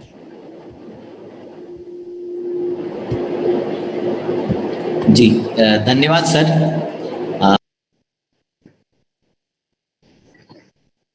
जी बहुत बहुत धन्यवाद। हेलो सर, आपकी गाइडेंस और आपके मार्गदर्शन से हम आज इस कार्यशाला को इस दो पड़ाव पे लेके आए हैं और इसी तरह से आगे हम और भी वर्कशॉप करते चलेंगे। बहुत बहुत धन्यवाद सर, आप हमेशा ही हमारे मार्गदर्शक रहे हैं जी।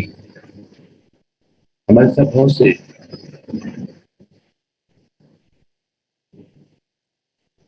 फैकल्टी वॉलंटियर्स यहाँ पे जुड़े हुए हैं जिन्होंने एज ए पार्टिसिपेंट्स, आप ही एज ए पार्टिसिपेंट्स ज्वाइन किया था और आज भी उसी विषय वस्तु को और अधिक स्वयं में जानने समझने के पॉइंट ऑफ व्यू से एज ए वॉलंटियर जुड़े हुए हैं।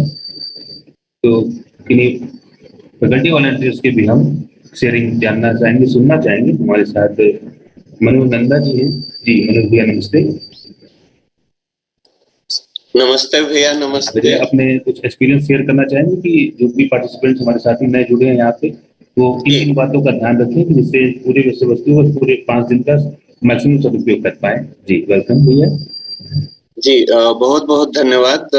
सबसे पहले तो जो भी प्रशिक्षु यहाँ उपस्थित हैं आज, मैं उनको बधाई देना चाहता हूँ कि अखिल भारतीय तकनीकी शिक्षा परिषद के इस कार्यशाला में उनको अवसर मिला है। ये जो 5 दिनों का समय है, जीवन को आमूलचूल रूप से परिवर्तित करने की क्षमता रखता है। मुझे याद है 2 वर्ष पहले मैंने जब इस कार्यशाला में भाग लिया तो मुझे अपने जीवन को एक नवीन दृष्टिकोण से देखने की प्रेरणा मिली।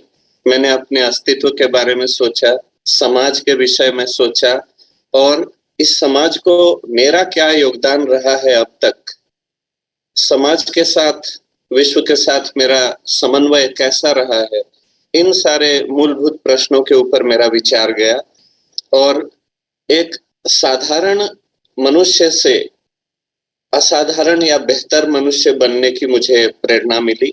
इन 2 वर्षों के दौरान कई बार ऐसे पड़ाव आए जब एक ही प्रश्न बार बार मेरे सह प्रतिभागियों या सह प्रशिक्षुओं द्वारा पूछा गया। उसमें नए नए आयाम जुड़े और जो भी रिसोर्स पर्सन यहाँ पर आए उनसे हमें हर बार कुछ नया सीखने को मिला। और एक समय ऐसा आया जब मुझे ऐसा लगा कि नहीं, मैं भी कुछ योगदान दूं इसमें, और मैंने एज ए वॉलंटियर एक सहकर्मी के रूप में, एक सेवक के रूप में भी कार्य करना शुरू किया। और इन 2 सालों के अंतराल में मैंने बहुत कुछ सीखा। आज मुझे लगता है जितना ज्यादा सीखता हूँ, मुझे लगता है कि नहीं, आगे और सीखने की आवश्यकता है। तो ये जो introductory universal values in education के ऊपर जो भी प्रशिक्षु इस कार्यशाला को कर रहे हैं, उनके लिए सबसे पहली और महत्वपूर्ण बात ये है कि ध्यान भंग ना करें। प्रयास करें कि जो भी रिसोर्स पर्सन कह रहे हैं उसको अच्छी तरह से सुने। यथासंभव अपने हाथ में कॉपी और कलम रखें। बीच बीच में जो आवश्यक बिंदु हैं उनको लिखते चलें। और इससे भी अधिक महत्वपूर्ण बात यह है कि जो उनको ईमेल गया हुआ है उस ईमेल को पूर्ण रूप से प्रारंभ से लेकर अंत तक, जिसको कि हम लाइन बाय लाइन कह सकते हैं, अक्षरशः पूरी तरह से उस ईमेल को पढ़ें ताकि किसी भी प्रकार की दुविधा ना रहे। आज कार्यशाला के प्रारंभ में ही बहुत सारी जानकारियां दे दी जा चुकी हैं। फिर भी यदि किसी प्रकार की दुविधा होती है तो हमारे फैकल्टी वॉलंटियर्स, जिनका कि नंबर आप अभी स्क्रीन पर देख सकते हैं, आप उनसे संपर्क कर सकते हैं। और जो भी पाठ्यक्रम इस कार्यशाला में पूर्ण किया जाएगा वह आपको उस ईमेल के जरिए उपलब्ध है। तो कृपया अवसर का उचित लाभ उठाएं और जो भी आप दिन प्रतिदिन प्रत्येक सत्र में जो भी आपको सीखने को मिले उसको लेकर आप विचार करें। आपके मन में प्रश्न आएंगे और जो भी प्रश्न आते हैं बिना हिचकिचाए हुए उन प्रश्नों को यहाँ उपस्थित जो रिसोर्स पर्सन है उनके सामने रखें, क्योंकि प्रश्न सिर्फ आपके लिए नहीं है, एक व्यक्ति के लिए नहीं है, पूरे समूह के लिए है।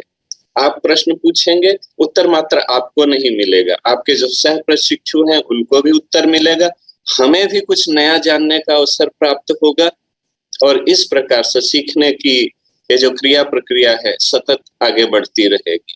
तो मैं एक बार फिर आप लोगों को बधाई देता हूं कि आप लोगों को इस कार्यशाला में उपस्थित होने का सौभाग्य प्राप्त हुआ है। जितना ज्यादा सीख सकते हैं सीखें और मेरी शुभकामनाएं हैं आपके साथ कि आज आप जिस भी स्थिति में हैं आप उससे बेहतर बने। परमपिता से यही प्रार्थना है। बहुत बहुत धन्यवाद। जी बहुत बहुत धन्यवाद। भी आप आगे और भी ऐसे नए नए साथियों के साथ जुड़ते रहेंगे और परिवार हमारा ऐसे ही और आगे बोलता बोलता बड़ा होता रहेगा। इस ज्ञान की यात्रा में हम सभी एक दूसरे को कॉम्प्लीमेंट करते हुए आगे बढ़ते चलेंगे। धन्यवाद जी।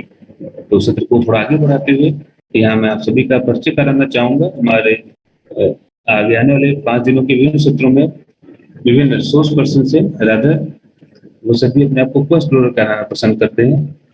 तो उस क्रम में मैं आप परिचय कराना चाहूंगा हमारे resource person Mrs Nidhi Chirag Sachade. Nidhi से निधि नमस्ते। निधि विजिटिंग फैकल्टी है IT department Sanjivani college of engineering Upargaon city Maharashtra में। निधि का master of computer science and engineering है और मोर देन 11 इयर्स का टीचिंग एक्सपीरियंस है।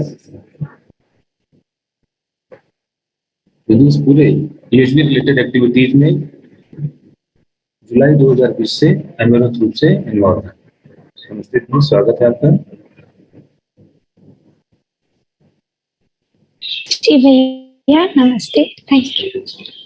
इसी क्रम में अगले रिसोर्स पर्सन और को-एक्सप्लोरर हैं हमारे मिस अपरास्ता दीदी।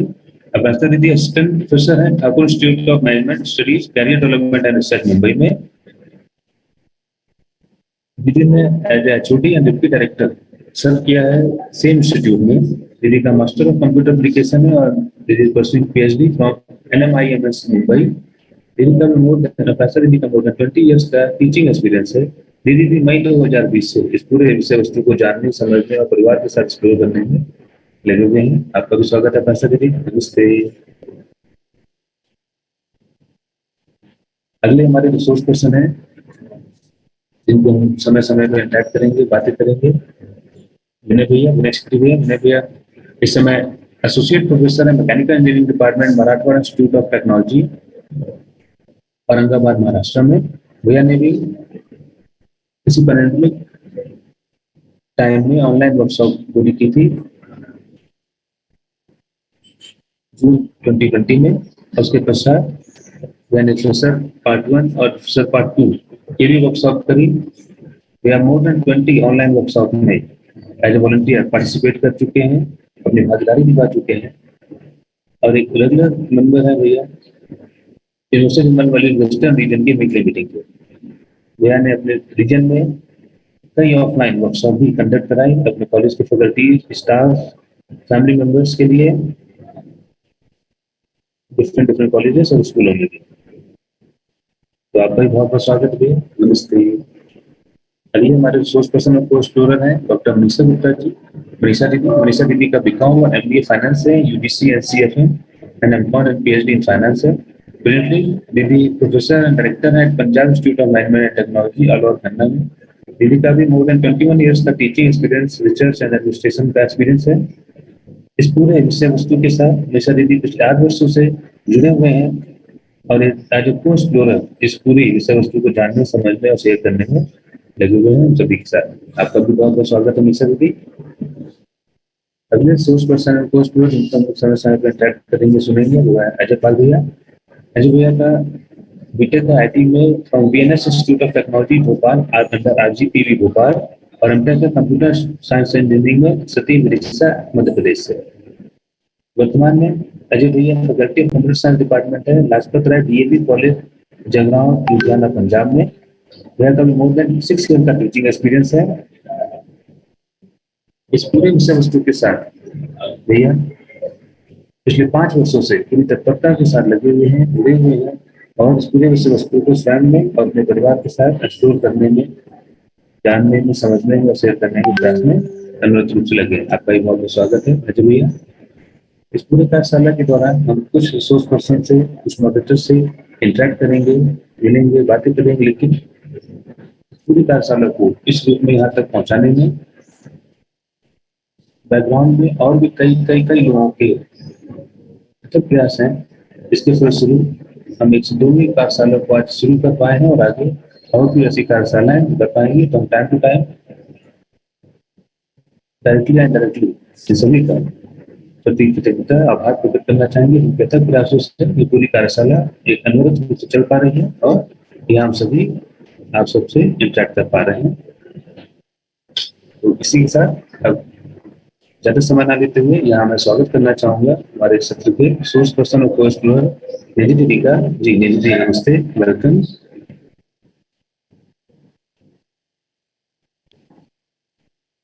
जी भैया धन्यवाद, मैं स्क्रीन शेयर कर रही हूँ। जी नमस्ते। जी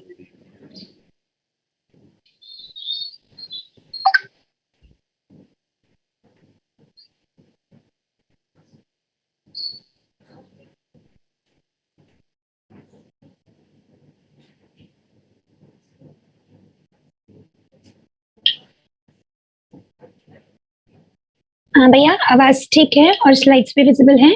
जी जी दीदी बढ़िया बढ़िया, स्लाइड प्रेजेंटेशन मोड में आपकी आवाज भी क्लियर आ रही है। स्वागत है, नमस्ते। जी जी भैया नमस्ते, थैंक यू, धन्यवाद। हमारे सभी पार्टिसिपेंट्स का और पैनलिस्ट्स का पहले दिन के इस दूसरे सत्र में स्वागत है। आज के इस सेशन में हम जो डिस्कशन करेंगे उसकी विषय वस्तु है basic human aspiration and its fulfilment.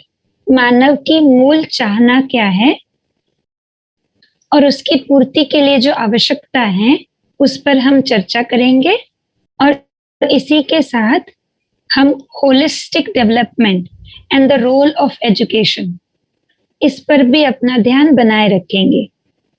शिक्षा की इस प्रक्रिया में विकास कैसा हो, सक्सेस किसे कहेंगे, आगे बढ़ना मतलब क्या, इन कुछ बिंदुओं पर हम हमारा ध्यान देने की कोशिश करेंगे। तो मेरा आप सभी से अनुरोध है, जैसे अभी सर ने भी हमारे सामने इस पूरे वर्कशॉप की प्रोसेस की चर्चा की और जैसे अभी भैया भी बता रहे थे कि हम इस पूरे वर्कशॉप में हर सेशन में हमारी अपनी ओर ध्यान देते हुए कंटेंट्स को भी सुनकर उन्हें अपने आप में जांच कर जहां पर भी जरूरत है वहां पर चैट बॉक्स के माध्यम से और जब भी कभी पोल लॉन्च होंगे पोल के माध्यम से अपने अनुभवों को, अपने रिफ्लेक्शंस को शेयर करें। और जैसे कि परीक्षित भैया ने भी हमें सुबह ही बात की है कि जब भी कभी हम कुछ इंटरैक्शंस करना चाहें तो आपकी स्क्रीन पर रेज हैंड का भी ऑप्शन अवेलेबल है, क्योंकि वर्कशॉप में कई संख्या में हमारे पार्टिसिपेंट्स बने हुए हैं तो माइक का ऑप्शन जैसे ही रेज हैंड होगा उसके साथ अवेलेबल करवा दिया जाएगा। तो आप सभी से निवेदन है, आप चैट बॉक्स में रिस्पॉन्स करके अपने रेडीनेस को शेयर कर सकते हैं। क्या आप सभी रेडी हैं? क्या हम सत्र की शुरुआत करें?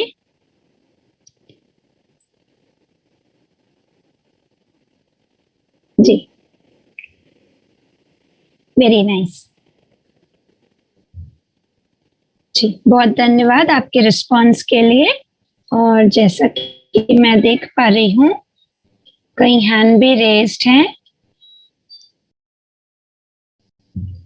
जी, मिसेस मेघा वस्त्राज जी आपके पास माइक अवेलेबल है, आप कुछ शेयरिंग करना चाहते हैं? अभी तक जो बात रखी गई आपके सामने उससे जोड़कर कुछ प्रश्न या रिफ्लेक्शन बन रहे हैं?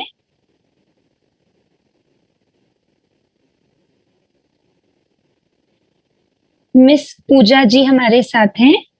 Pooja ji assistant professor from Tecnia institute of advance studies Delhi. जी आपके पास भी माइक है। मेघा दीदी आपकी आवाज नहीं आ रही है, माइक तो अनम्यूट हो गया है, आप वापस से ट्राई कर सकते हैं। हाँ सुन रहे जी। हाँ दीदी अभी आवाज ठीक से आ रही है, प्लीज बताएं। ओके हम लाइक मॉरल इक्वालिटीज और लाइक क्या आपका टॉपिक है ना, कैसे अब हम इन्वॉल्व कर सकते हैं हमारे लाइफ पे? जी दीदी आज तो हमारा पहला ही सत्र शुरू हो रहा है। जैसे जैसे हम कंटेंट की ओर बढ़ेंगे ना, तो कैसे हम इसे अपनी लाइफ से जोड़ सकते हैं उस पर ही बात होने वाली है। तो इस क्वेश्चन को हम ओपन रखते हैं दीदी। हाँ ठीक है जी। Okay. जी धन्यवाद, बहुत बहुत धन्यवाद जी। मिस पूजा जी आप अपनी बात रखना चाहेंगे कुछ? यस जी। मैम। जी गुड मॉर्निंग दीदी बोलिए। मैम बिल्कुल जरूरी है, हमारी डे टू डे लाइफ में आजकल हम इतना बिजी हो गए हैं कि अपनी छोटी छोटी चीजों को भूल जा रहे हैं, हम अपनी ह्यूमन वैल्यूज को इग्नोर कर देते हैं। So it is very important कि हम अपनी ह्यूमन वैल्यूज को तवज्जो दें अपनी रोजमर्रा की जिंदगी में। जी दीदी, जी दीदी थैंक यू कि आपने अपने एक्सपेक्टेशंस को भी शेयर किया कि हम इस वर्कशॉप से जो कंटेंट है उन्हें जांचकर अपने आप की लाइफ से कैसे जोड़ पाएंगे, इसी पर बात करते रहेंगे। जी दीदी thank you so much. Thank you जी। मिसेस चौहान परिणीता जी हमारे साथ हैं। मिसेस चौहान परिणीता जी। जी तो समय समय पर आप सभी के साथ इंटरेक्शंस तो होते ही रहेंगे, चैट बॉक्स के माध्यम से, पोल रिफ्लेक्शन के माध्यम से और डायरेक्ट इंटरेक्शन करके भी। तो आज का हम सेशन शुरू करते हैं। जी तो जैसे रजनीश सर जी हमारे साथ बात रख रहे थे कि AICTE ने ये एक इनिशियल और सिग्निफिकेंट स्टेप लिया है जो क्रूशियल मिसिंग लिंक है ना, आज हमारी जो समाज की स्थिति है और आज का जो कंटेंट ऑफ एजुकेशन है, इसको ध्यान में रखते हुए जो मिसिंग लिंक है उसकी पूर्ति के लिए ये जो स्टेप लिया गया है, वहां पर बात हो रही है ह्यूमन एजुकेशन की। तो कैसे शिक्षा हो, मानवीय शिक्षा हो, कैसे संस्कार डेवलप हो जिसके तहत हर एक ह्यूमन बीइंग के लिए इस मानवीय दृष्टि के साथ, मानवीय मूल्यों के साथ, अपने जीने में सही हुनर के साथ एक इक्विटेबल समाज के निर्माण में हम सहयोगी बन पाए। तो जैसे सर ने बात रखी थी, ये जो यूनिवर्सल ह्यूमन वैल्यूज है ना, मानवीय जो मूल्यों की बात कर रहे हैं, उनके गाइडलाइंस की तरफ ध्यान दें। तो गाइडलाइंस यही है कि ये जो कंटेंट है वो यूनिवर्सल, रैशनल, वेरिफिएबल और लीडिंग टू हार्मनी हो।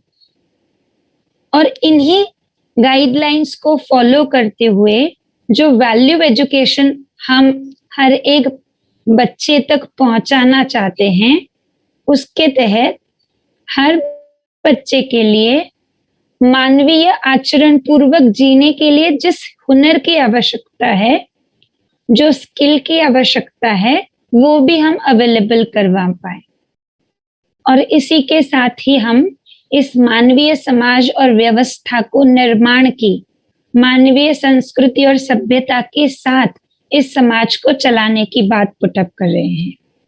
जी तो इस सत्र की जो विषय वस्तु है वो यही है कि हम सब मिलकर अपने आप के ओर ध्यान देते हुए हर एक मानव की मूल चाहना क्या है इस पर बात करें। इस मूल चाहना की ओर जैसे ही ध्यान जाता है तो इसकी पूर्ति के लिए जो आवश्यक है उस पर भी हमारी चर्चा बनी रहे। और ये जो विकास की हम बात कर रहे हैं वो विकास कैसा हो, विकास जो सेल्फ सेंटर्ड है ऐसा हो, या विकास जो है वो समग्रता को ध्यान में रखते हुए हो। और इस समग्र विकास में शिक्षा की क्या अहम भूमिका है इस पर भी हम बात करेंगे। तो इस सत्र के लिए हम एक अनुमान बना पाए कि कंटेंट क्या है, इसकी प्रोसेस क्या होगी और इसके साथ ही एक्सपेक्टेड अचीवमेंट क्या है ना।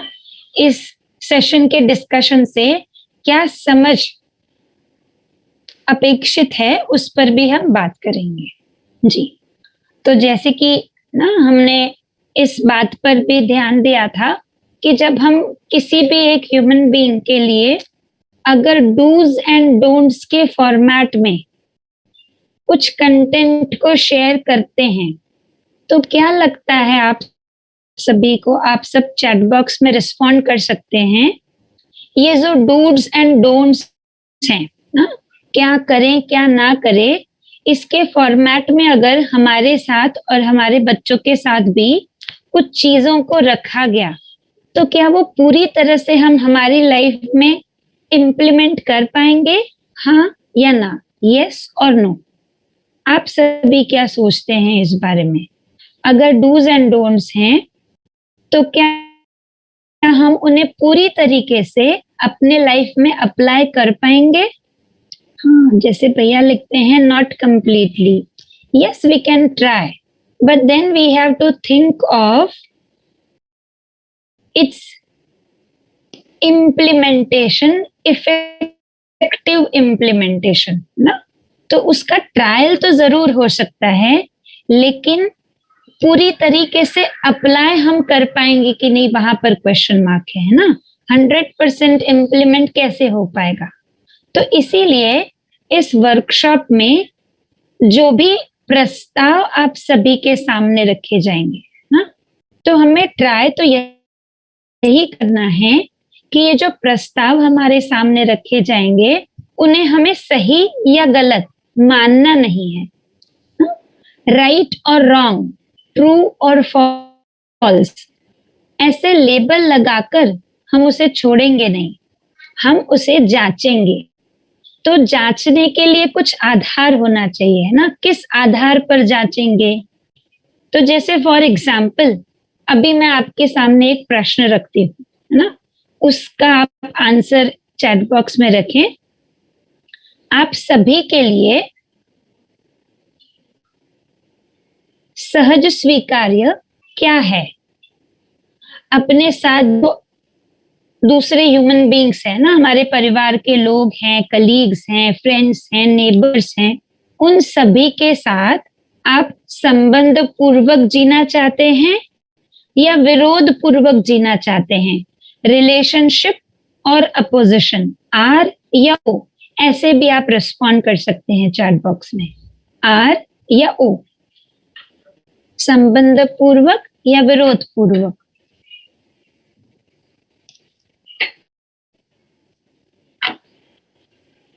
जी है ना। तो आप सभी ने गौरव भैया जी लिखते हैं ओ, ठीक बात है ना।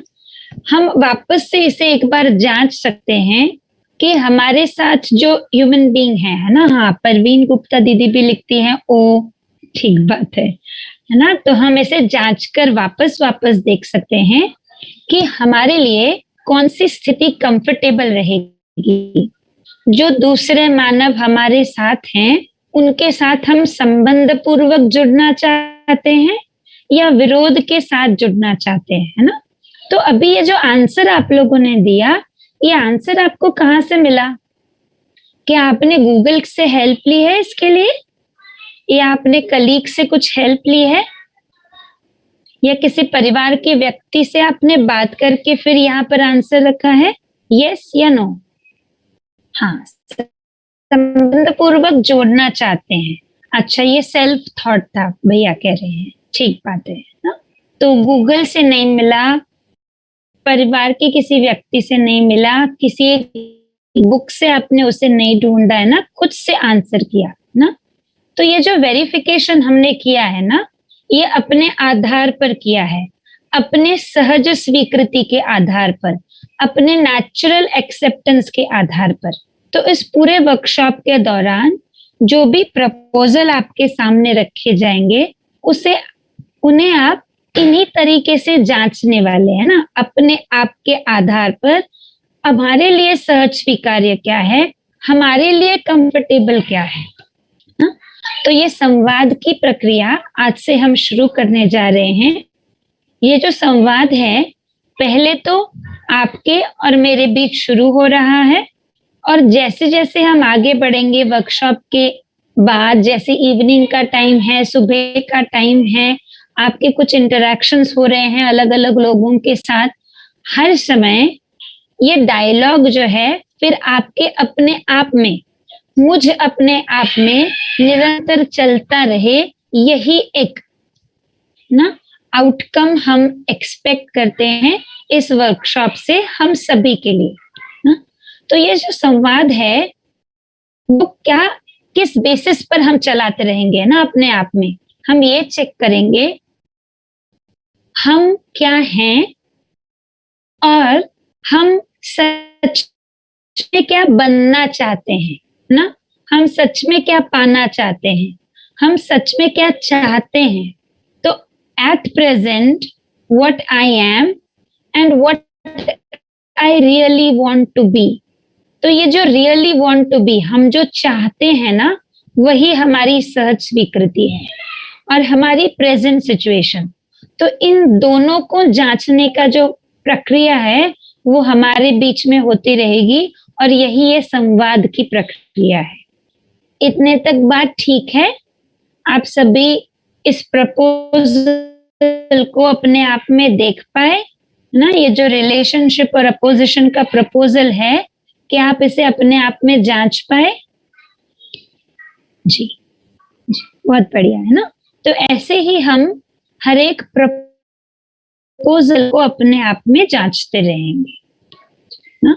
और यही इस वर्कशॉप का पर्पस है कि ये जो इंटरनल डायलॉग है, अपने आप में ये जो संवाद की प्रक्रिया है, वो हम सभी में शुरू हो और निरंतर बनी रहे ना।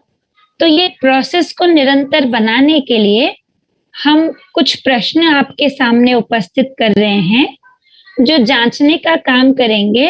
What I really want to be ना, मेरी चाहना क्या है, इस पर हम ध्यान देंगे ना। तो ये प्रश्न पहले आपसे है ना पूछती हूँ, और फिर हम इन्हीं प्रश्नों को एक रिफ्लेक्शन पोल के माध्यम से उसके रिस्पॉन्सेस को लिखेंगे है ना, मतलब ऑप्ट करेंगे। वहां सबमिट बटन होगा, उसे आप ऑप्ट करेंगे। तो पहला प्रश्न है, do we want to be happy? क्या हम सुखी होना चाहते हैं? दूसरा प्रश्न है, इन प्रश्नों के आंसर्स को हम रिफ्लेक्शन पोल के माध्यम से देंगे है ना। पहले हम प्रश्नों पर ध्यान दे देते हैं। दूसरा प्रश्न है, क्या हम समृद्ध होना चाहते हैं? Do we want to be prosperous? और ये जो सुख और समृद्धि है, क्या हम इनकी निरंतरता चाहते हैं? क्या हम हर क्षण हर पल ऐसा चाहते हैं कि हम सुखी और समृद्ध रहें, या ऐसा कोई भी पल है जब हम सोचते हैं कि कोई बात नहीं, सुखी नहीं है तो चल जाएगा, समृद्ध नहीं है तो चल जाएगा, ऐसा हम चाहते हैं या हम उनकी निरंतरता चाहते हैं? तो इन्हीं प्रश्नों को हम एक पोल के माध्यम से भी ऑप्ट करेंगे। जी दीदी जी, और यहाँ पे ये भी हम मेंशन करना चाहेंगे कि पोल्स क्वेश्चंस के कोई भी सही या गलत आंसर नहीं है। पार्टिसिपेंट जैसा सोचते हैं, देखते हैं, उस हिसाब से रिस्पॉन्स करें। जी जी, थैंक यू भैया जी। और इसी के साथ ही हम आपसे कुछ इंटरेक्शन भी करना चाहेंगे। आप अपने हैंड रेज कर सकते हैं अगर कुछ प्रश्न या रिफ्लेक्शन बनता है। डॉक्टर अंजू जैन जी हमारे साथ हैं। Doctor Anju Jain ji, associate professor, RBS college. Yes yes yes, नमस्कार मैडम। जी नमस्ते दीदी। हाँ जी। जी दीदी, आप अपनी बात रख सकते हैं। आप कुछ रिफ्लेक्शन शेयर करना चाहते हैं? किस तरह? ये जो 3 प्रश्न आपके सामने उपस्थित हाँ जी, किए गए फर्स्ट हैं। Question, do we want to be happy? Yes, हमेशा खुश रहना चाहेंगे। और ये भी रहता है कि चलो कोई क्षण ऐसा है तो कोई बात नहीं। जी, तो आप निरंतरता चाहते हैं, सुख और समृद्धि की दीदी? हाँ जी। जी जी, thank you for your reflection. जी जी, बहुत बढ़िया। जी, हमारे साथ प्रोफेसर सृष्टि जोशी जी भी हैं।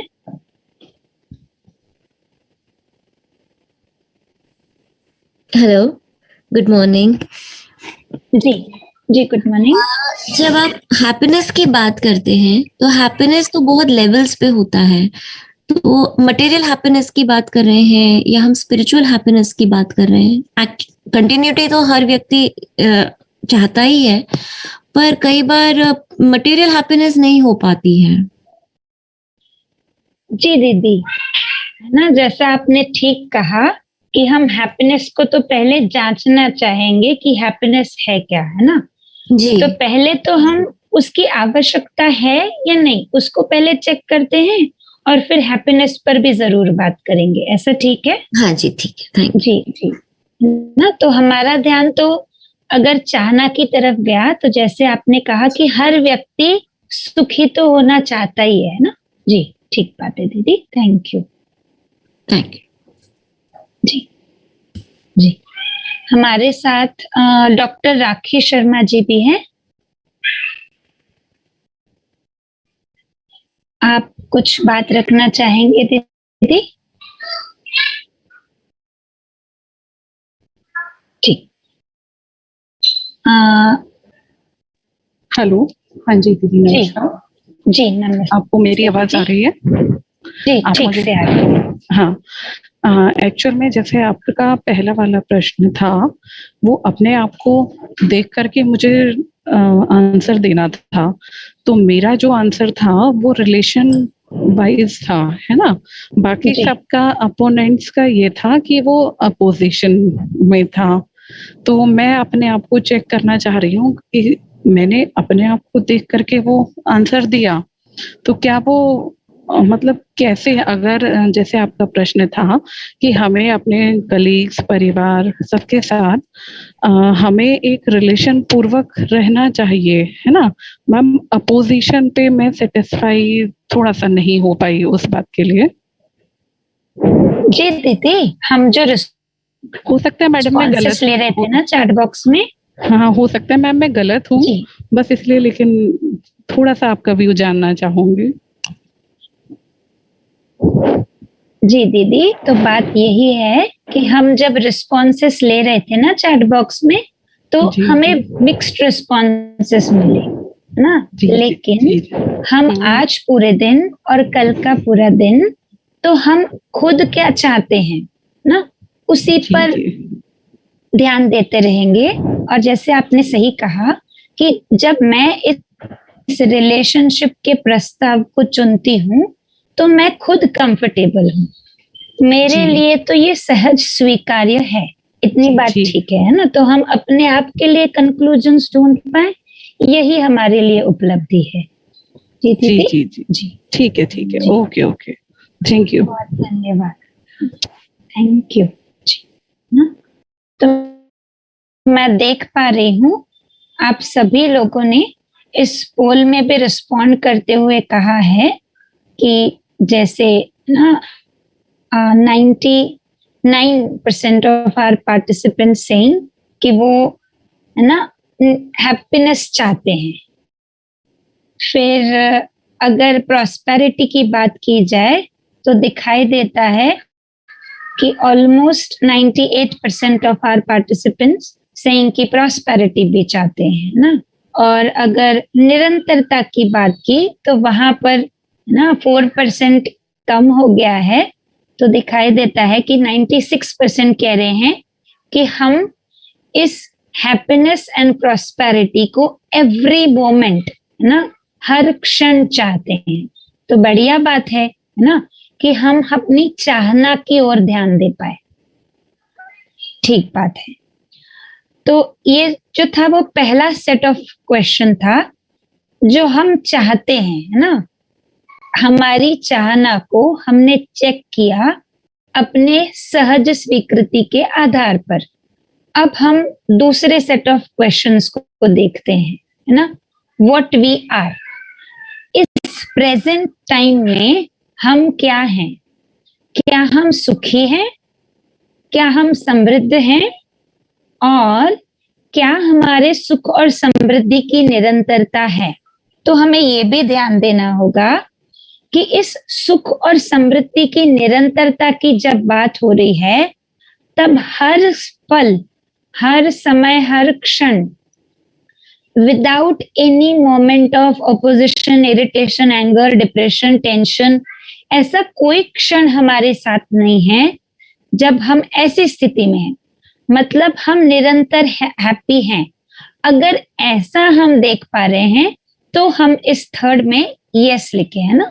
तो यहाँ पर भी आप सभी के रिस्पॉन्सेस को हम पोल के माध्यम से जांचना चाहेंगे। हाँ? तो हम अपनी हैप्पीनेस और प्रॉस्पेरिटी की निरंतरता को चेक करने की बात करेंगे। इस समय क्या मैं सुखी हूं? तो इस समय की बात तो हम चेक कर पाएंगे, है ना। क्या मैं निरंतर सुखी और समृद्ध हूं? इसको हमें रिस्पॉन्ड करना होगा जी। और तब तक हम थोड़ा सा इंटरेक्शन भी कर लेते हैं।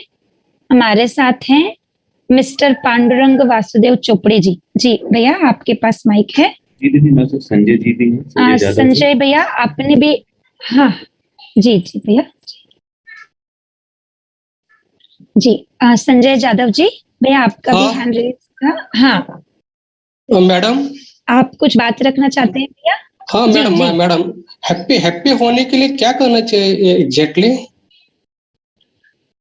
भैया, हम पूरे सेशन में इस पर बात जरूर करेंगे, है ना। लेकिन इस समय हम थोड़ा ये चेकिंग कर रहे हैं, क्या हम सुखी होना चाहते हैं? Yes yes, why not, yes definitely चाहते जी, yes. है ना। जी बहुत बढ़िया भैया। तो एट प्रेजेंट हम हैप्पी हैं एट प्रेजेंट जी। और इस हैप्पीनेस की निरंतरता बनी हुई है भैया। हाँ, मैं होना चाहता हूँ, निरंतर होना चाहता हूँ। और उसकी कंटिन्यूटी दिखाई देती है क्या भैया? नहीं दिखाई देती, उसकी कंटिन्यूटी नहीं दिखाई देती। जी भैया बहुत बढ़िया। हम ये जांचने का काम कर रहे हैं और आपका प्रश्न भी बहुत वैलिड है कि हैप्पीनेस को, है ना, समझे पहले तो हम, और फिर उसके लिए क्या प्रयास करना है उस पर भी बात करेंगे। Okay, thank you madam, thank you.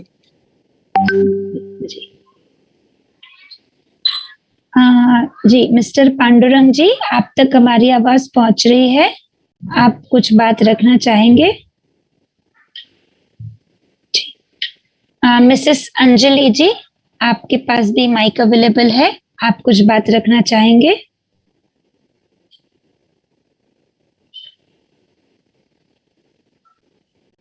Ji. Miss Himani कदम जी, आपके पास भी माइक है, कमिंस कॉलेज। मिस हिमानी कदम जी, एम आई ऑडियबल? मैं हेलो जी जी दीदी, आपकी आवाज आ रही है, प्लीज बात रखिए। मेरा एक क्वेश्चन है, I am happy, I want happiness, लेकिन यहाँ पे पूछा गया है कि कंटिन्यूटी ऑफ हैप्पीनेस ये हम कैसे देख रहे हैं? मतलब बचपन से, मतलब like there are some span कि हम हैप्पी थे, कुछ स्पैन ऐसे था कि हम हैप्पी नहीं थे। तो ये कंटिन्यूटी जो वर्ड है, इसे हमें कहाँ से कंसिडर करना चाहिए? मतलब मुझे समझ में नहीं आ रहा है कि आंसर कैसे दे। जी दीदी, आपका प्रश्न तो वैलिड है। तो हम अभी तक का जितना टाइम याद कर पा रहे हैं ना, उस टाइम को अगर ऑब्जर्व करें, तो जैसे बचपन का भी अगर आपने एग्जाम्पल लिया है, तो हम हैप्पी तो थे, लेकिन कुछ मोमेंट्स तो ऐसे बने रहे थे ना, जब हम कुछ जिद कर रहे थे पेरेंट्स से और नहीं मिलता था तो हम रोते थे, ना। उस टाइम पर भी कुछ ऐसे क्षण आए थे जब हमें लग रहा था कि हम हैप्पी नहीं है। तो कोई भी फेज अगर हम कंसिडर कर रहे हैं या पूरा लाइफ स्पैन अभी तक का, तो उसमें कहीं पर भी ऐसा लगा कि कंटिन्यूटी थी हैप्पीनेस की, कंटिन्यूटी अभी तक बन पाई? नहीं, कंटिन्यूटी नहीं थी। जी। तो इसे हम फिर इसका आंसर कैसे हम देंगे कि agree, neither agree not disagree, मतलब जो तो कंटिन्यूटी नहीं है ना, तो हम डिसएग्री करेंगे ना। अगर कंटिन्यूटी है तो एग्री करेंगे। ओके, हाँ, अंडरस्टूड। हाँ, जी, बहुत बढ़िया, थैंक यू दीदी जी। तो मैं आप सभी के रिस्पॉन्सेस को ऑब्जर्व कर रही हूँ, आप अपने रिस्पॉन्सेस को करते रहें ना, सबमिट बटन पर प्रेस करें और अपने लिए आप क्या देख पा रहे हैं ना। अगर सुख और समृद्धि की निरंतरता है, मतलब अभी तक हर क्षण हर पल हैप्पीनेस मुझे अपने आप में दिखाई दे रहा है और कभी भी ऐसी फीलिंग नहीं आई है ना कि मैं कुछ डिप्राइव्ड हूँ। ऐसा लगा कि जो भी चाहिए था वो हर समय मेरे पास अवेलेबल है ना। क्या ऐसी प्रॉस्पेरिटी निरंतरता में हम हमारे लिए देख पाए? हमें ये चेक करना है। ठीक बात है, आप रिस्पॉन्सेस को ऑप्ट करते रहें ना। तो हम दोनों बातों को देख रहे हैं, हम चाहते क्या हैं और अभी हमारी स्थिति क्या बनी हुई है। जैसा कि मैं देख पा रही हूँ 80% पार्टिसिपेंट्स ने तो रिस्पॉन्ड को लॉक कर दिया है, बाकी सभी भी शेष समय में जल्दी से अपने रिस्पॉन्सेस को ऑप्ट कर ले। ठीक बात है जी। तो मैं ऐसा देख पा रही हूँ कि 67% पार्टिसिपेंट्स कह रहे हैं कि कंटिन्यूटी है ना। तो क्वेश्चन को हम ठीक से देख पाए हो तो शायद अच्छी बात है। अगर ऐसा है तो बहुत ही बढ़िया है। और 17% कह रहे हैं कि कंटिन्यूटी नहीं है और 16% हमारे पार्टिसिपेंट इस पर अग्री भी नहीं कर रहे और डिसअग्री भी नहीं कर रहे हैं ना। मतलब हम अभी ये देख नहीं पा रहे हैं कि सच में ऐसा पॉसिबल है क्या। ठीक बात है। तो ऐसे ही हम जांचने का काम तो निरंतर करते ही रहेंगे। जैसे भैया ने बताया, पोल के रिस्पॉन्सेस में कुछ सही या गलत नहीं है। ठीक बात है। तो एक प्रश्न मैं आपके सामने बस रख रही हूँ, उसके साथ हम ब्रेक की ओर चलेंगे कि हम सुखी होना चाहते हैं। इसमें हम 98, 97, 96% तक देख पा रहे थे ना हमारे रिस्पॉन्स। मतलब हम चाहते तो हैं, लेकिन जब कंटिन्यूटी का चेकिंग किया तो उस परसेंटेज में ड्रॉप है। हम चाहते हैं कि हम सुखी हो, समृद्ध हो, लेकिन अभी की हमारी स्थिति को ऑब्जर्व करें तो वैसा दिखाई नहीं देता है ना। जैसे एक भैया भी कह रहे थे, चाहते तो हैं लेकिन एट प्रेजेंट वैसी स्थिति नहीं बनी हुई है। तो हम इस गैप को ऑब्जर्व कर पा रहे हैं ना, हम जो होना चाहते हैं और हम जो हैं। तो ये गैप क्यों है, इस पर हम थोड़ा सा मंथन कर सकते हैं और इसी के साथ हम ब्रेक के लिए भी आगे बढ़ेंगे। जी भैया, ओवर टू यू।